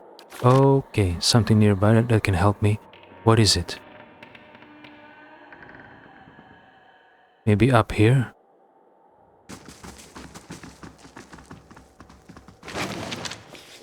Logbook. The logbook expels a thick plume of dust. 6 Phonauton 2672. Foggy. Port full. 158 days since sighting the Red Dream. 12 Phonauton 2672. Heavy rain. 2 fishing boats lost at sea. 164 days since sighting of the Red Dream. 1 Tarauton 2672. Dark clouds. Idle ships on horizon. 173 days since sighting the Red Dream.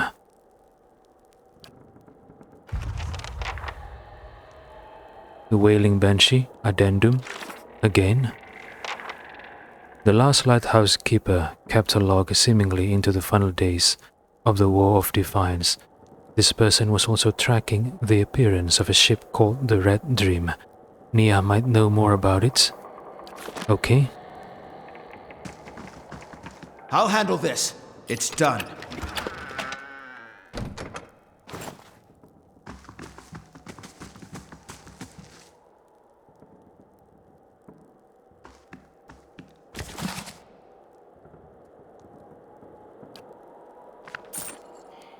I wonder if I approach this Lilith ghost, will she attack me? Let's find out.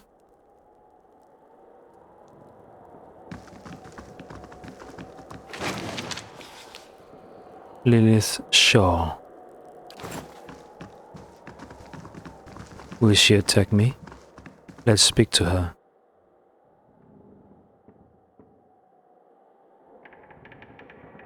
Let's not get closer to her, let's back away.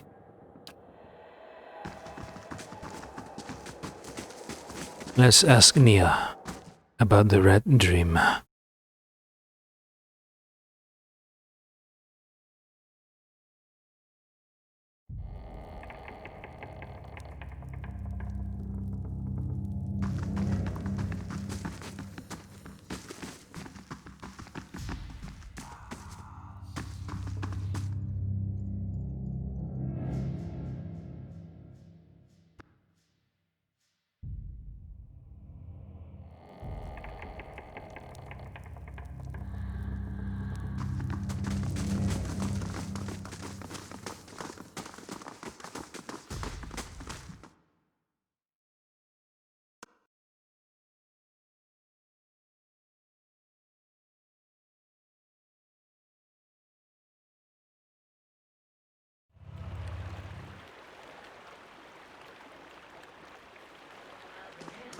Turning purple. Hail, I have to traveler. cut it off.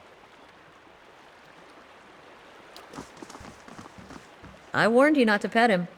If I'm not supposed to pet him, why is he so soft? Okay, so I dared it pet Itumak and got bit. Okay.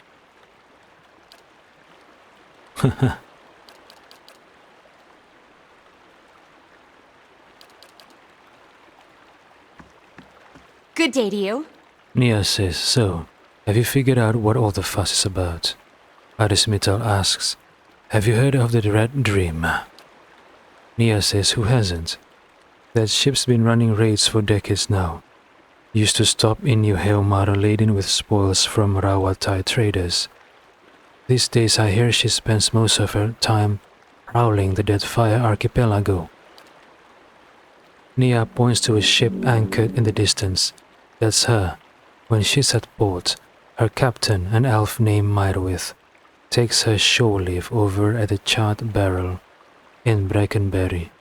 Believe it or not, she likes her creature comforts. Huh? She? Who is she?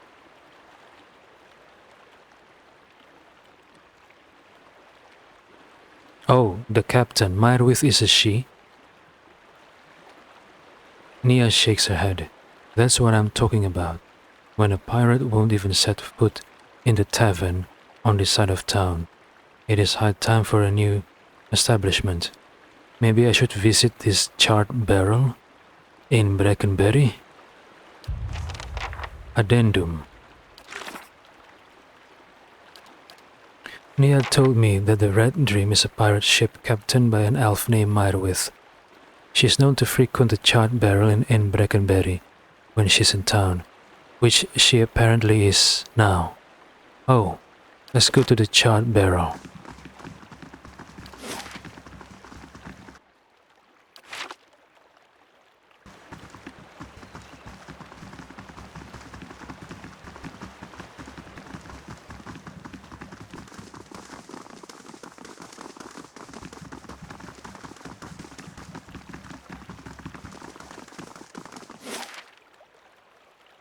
Brackenberry.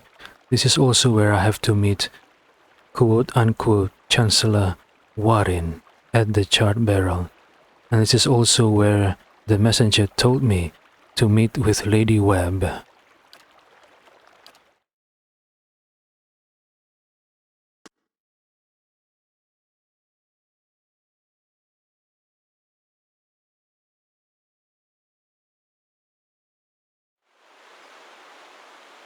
Come now, it'll be fun. No. Even just a single... I'm not calling Isilmir out just so you can learn he'll speak. I'll write down a few words. Oh, Kana wants to speak with, What's her name again? Isilmir. Alright. Kana wants Aloth to call out Isilmir. Animansa. Brackenberry, where is the Charred Barrel? Sanitarium. House Dominal. Let's go to the Charred Barrel first, aye?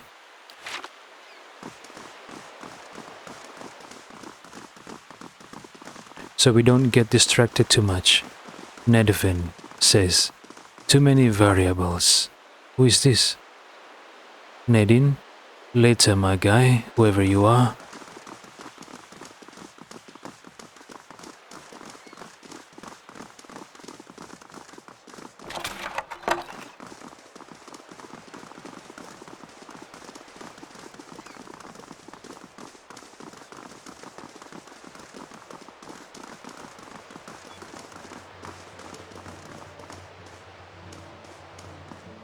The Charred Barrel.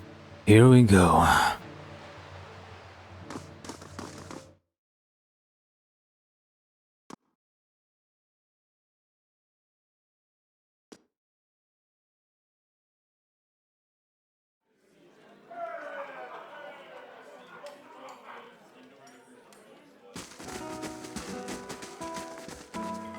Heartless bitch, says Thristuan. I'll talk to you later, okay, Thristuan? Noble, Nonton. Wait, Nonton? This is the one... and Ingrid. Nonton and Ingrid. From Gilded Vale. So this is where they're going. I regret my decision before. I refuse reward from you two, but now I changed my mind. I want my reward. Give me my money for letting you go, instead of reporting you to the authority back in Gilded Vale. If you refuse, I will act as a representation of Gilded Vale's justice, and I will kill you both. Let's speak to Nonton. Nonton says, begging your pardon. Oh, it's you. It's good to see you well. We had a few rough days here, but then we found this place and they were kind enough to hire us both. Things have been wonderful. I can tell you how much we appreciate what you've done. Right, now pay up. No option to ask for payment? Arismital, you are too kind. It's hard work, but good wages, can't complain, says Nonton. Gods keep you.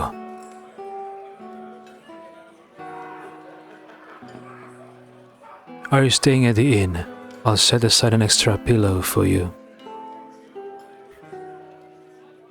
Defiance Bay is so much grander than Gilded Vale. I'm glad we came.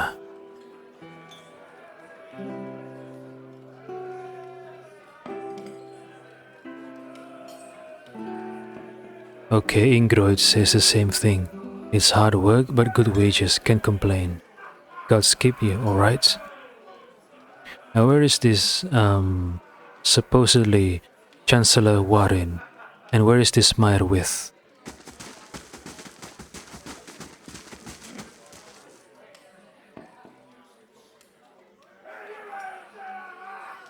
Okay, this is Chancellor Warren. Let's speak to him. Lord Arismital, what brings you to Breckenberry? Arismital says, you sent a missive. Chancellor Warren says, no, I didn't. I received a missive from you. The Chancellor sets down his mug of ale and looks at you quizzically. As far as I know, nothing has changed regarding your rightful possession of Kaid Nua. You realize that the charred barrel has gone quiet and turn to see the last of the patrons quickly disappearing through the front door. A moment later, a group of armed men and women stride into the tavern. Chancellor Warden says, oh dear. The Chancellor quickly ducks behind the table.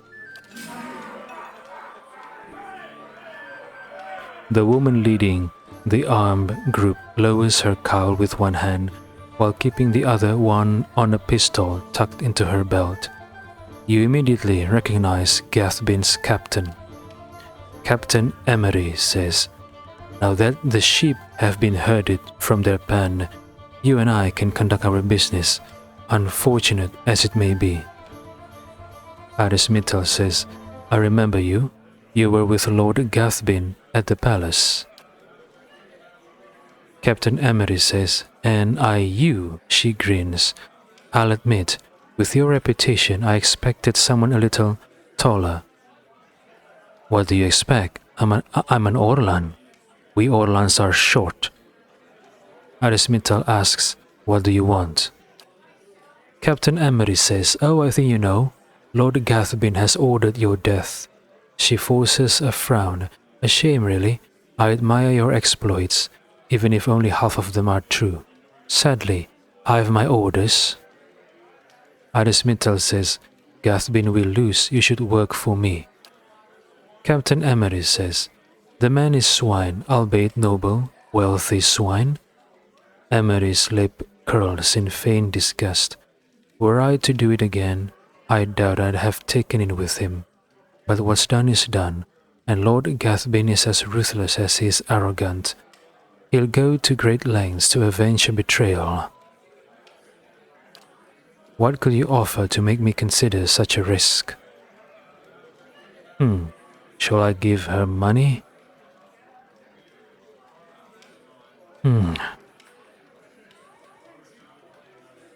Arismital says, a better life, serving an honorable lord.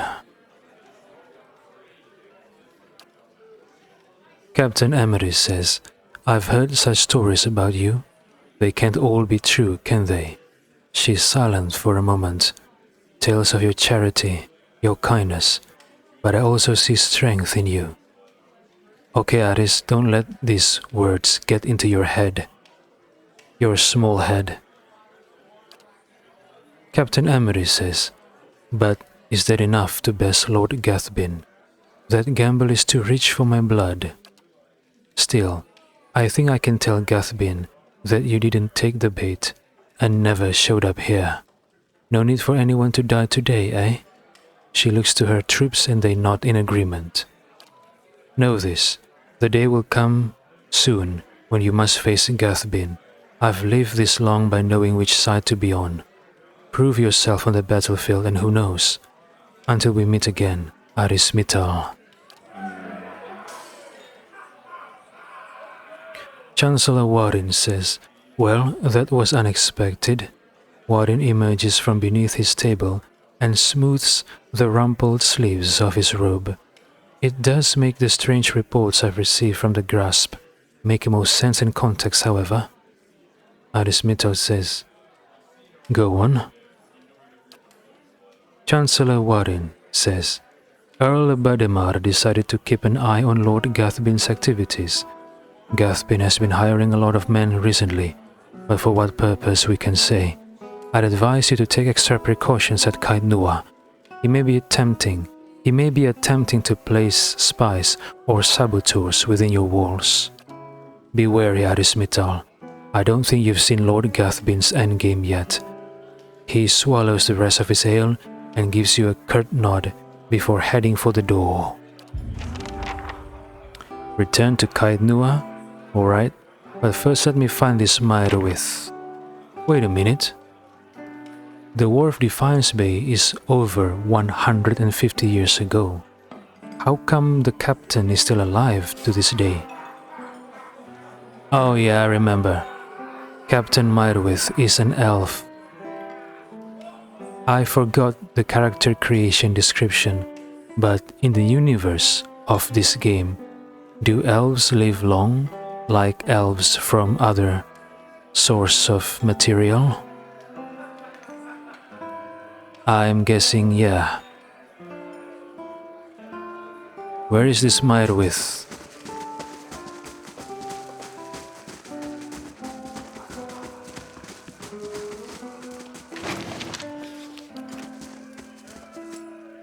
I can go down, I can go up. Let's try down first.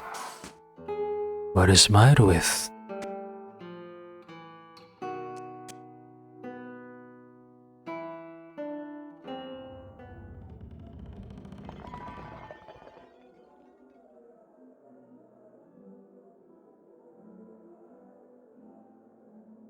Bandit leader? Oh, this is bad news.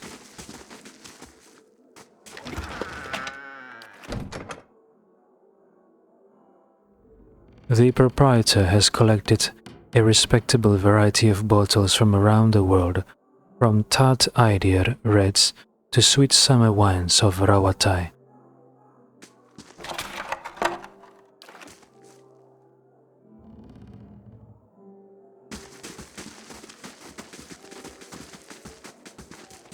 Flasks of the infamous Soul Burn of the Deadfire Archipelago are nestled next to crystal clear Nasitaki and Glamfelen spirits.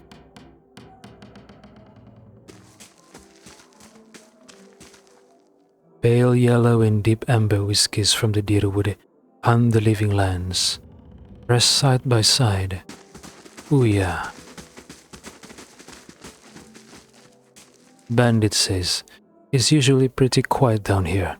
That's what the boss likes about it. Even with Dunreid Row down the street, people don't ask too many questions here.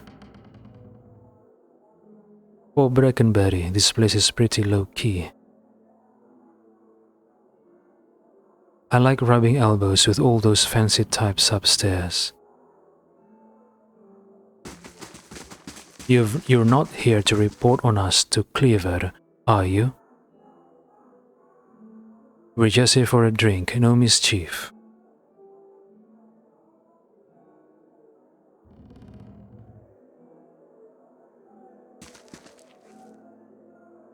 Bandit leader. Just having a little chat with my associates. Friend of the Knights, are you? Don't worry, we're minding our own business. Scarion has an excellent violin red on the rack over there.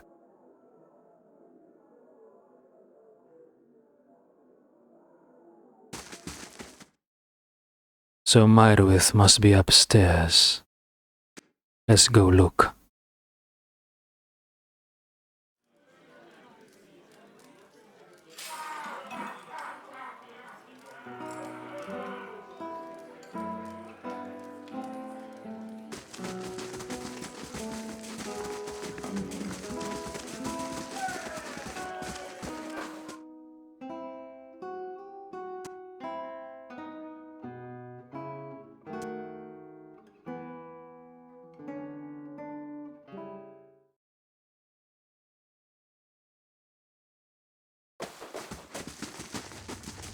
There she is, Myrwith.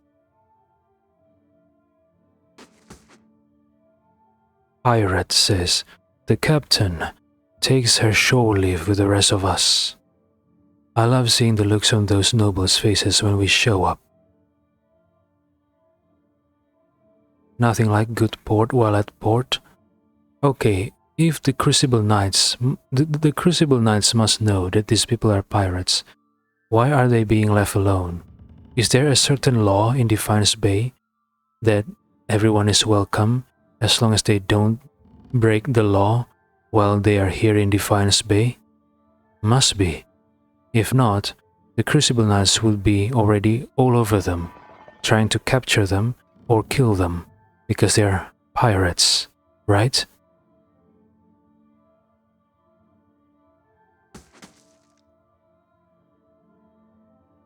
Myrwith. Myrwith watches you through kohl-rimmed eyes. She puts her hand on the hilt of a blade, jangling the jewels that hang from her wrist. We don't know each other, stranger. Best we keep it that way. Arismital asks, what brings you to the charred barrel? Myrwith raises an eyebrow. What's it look like? Good wine and a little peace and quiet. She flips a copper coin with her thumb, and Scarion doesn't ask too many questions. Arismital says, you don't seem like a Breckenberry local. Myrwith says, I'm a sailor. She gives you a half smile. And a liberator of certain goods? Myrwith casually fingers a large earring. And the nice thing about the snobs here is that they're usually too polite to ask more. Arismital says, someone at the old lighthouse in Ondra's Gift was looking for your ship. Myrwith says, I didn't peg you for a liar, least not from what I've heard. She looks you over, narrowing her eyes. But that don't mean I believe you. She leans in, her voice a low hiss. You'd better explain what gave you such an interesting notion. Arismital says, the last lighthouse keeper watched for your ship every day. It's all in the log. Myrwith says, no. Her snarl flashes a gold tooth. She turned me out. We were poorer than the fishermen who live there now, and when she learned how to put food on our table with stolen coin, she told me that if she never saw me again, it'd be the mercy of the gods. Myrwith's darkened eyes are filled with rage. I had nowhere else to go, and it was a rough life until I rose to captain. So, Myrwith and the lighthouse keeper, are Lesbos? They're carpet munchers. Arismital says,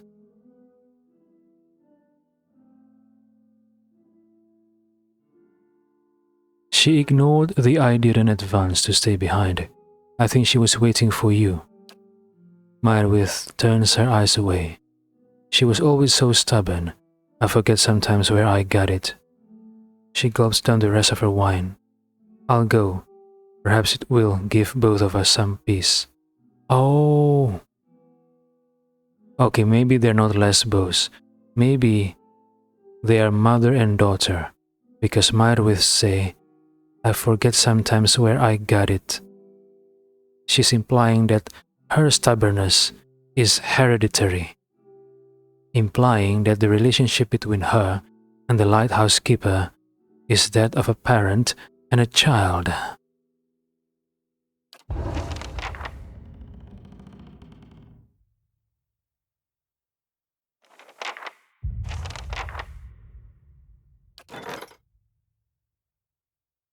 Now let's go back to the lighthouse and see what has unfolded.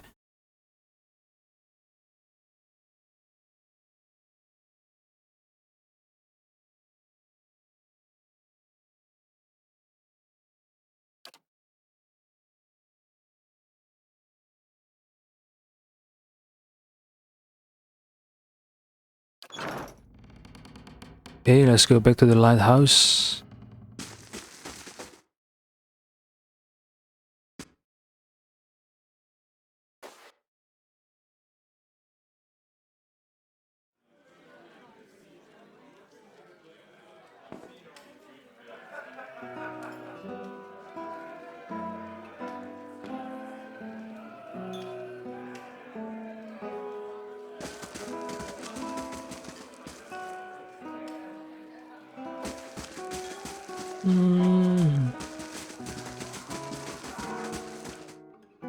I hate this.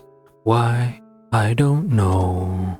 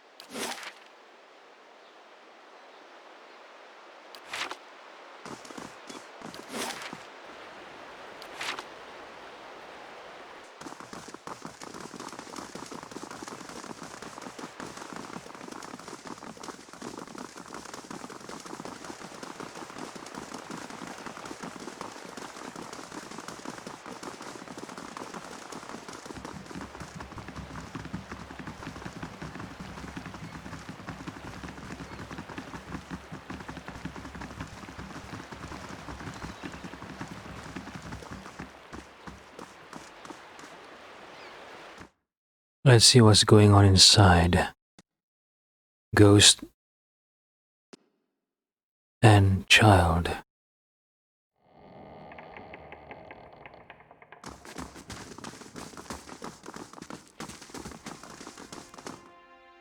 The cat is so lazy. The dog and the little dragon follows close, but the cat always lag behind. What the heck, cat?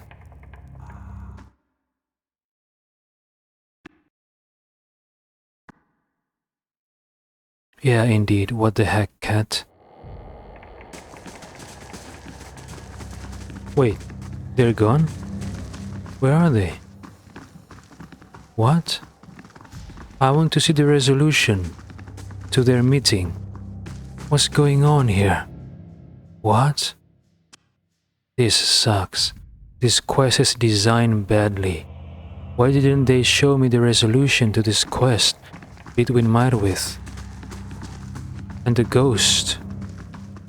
This is bull feces. I hate this.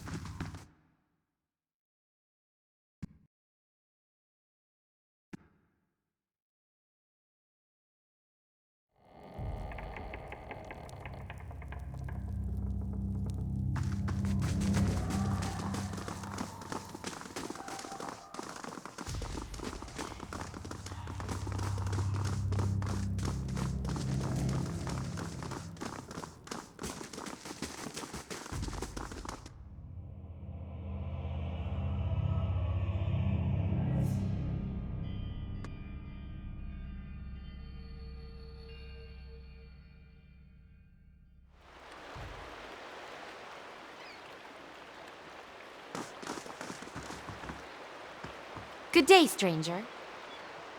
Nia says, "You'll never guess what happened." Nia points to the lighthouse. "I was keeping an eye out for you. Anne, who strolls down the dock but might with herself.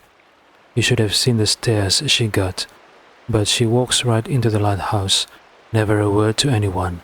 And just when I'm sure she's met some awful fate in there, she strolls right out, still saying nothing to nobody.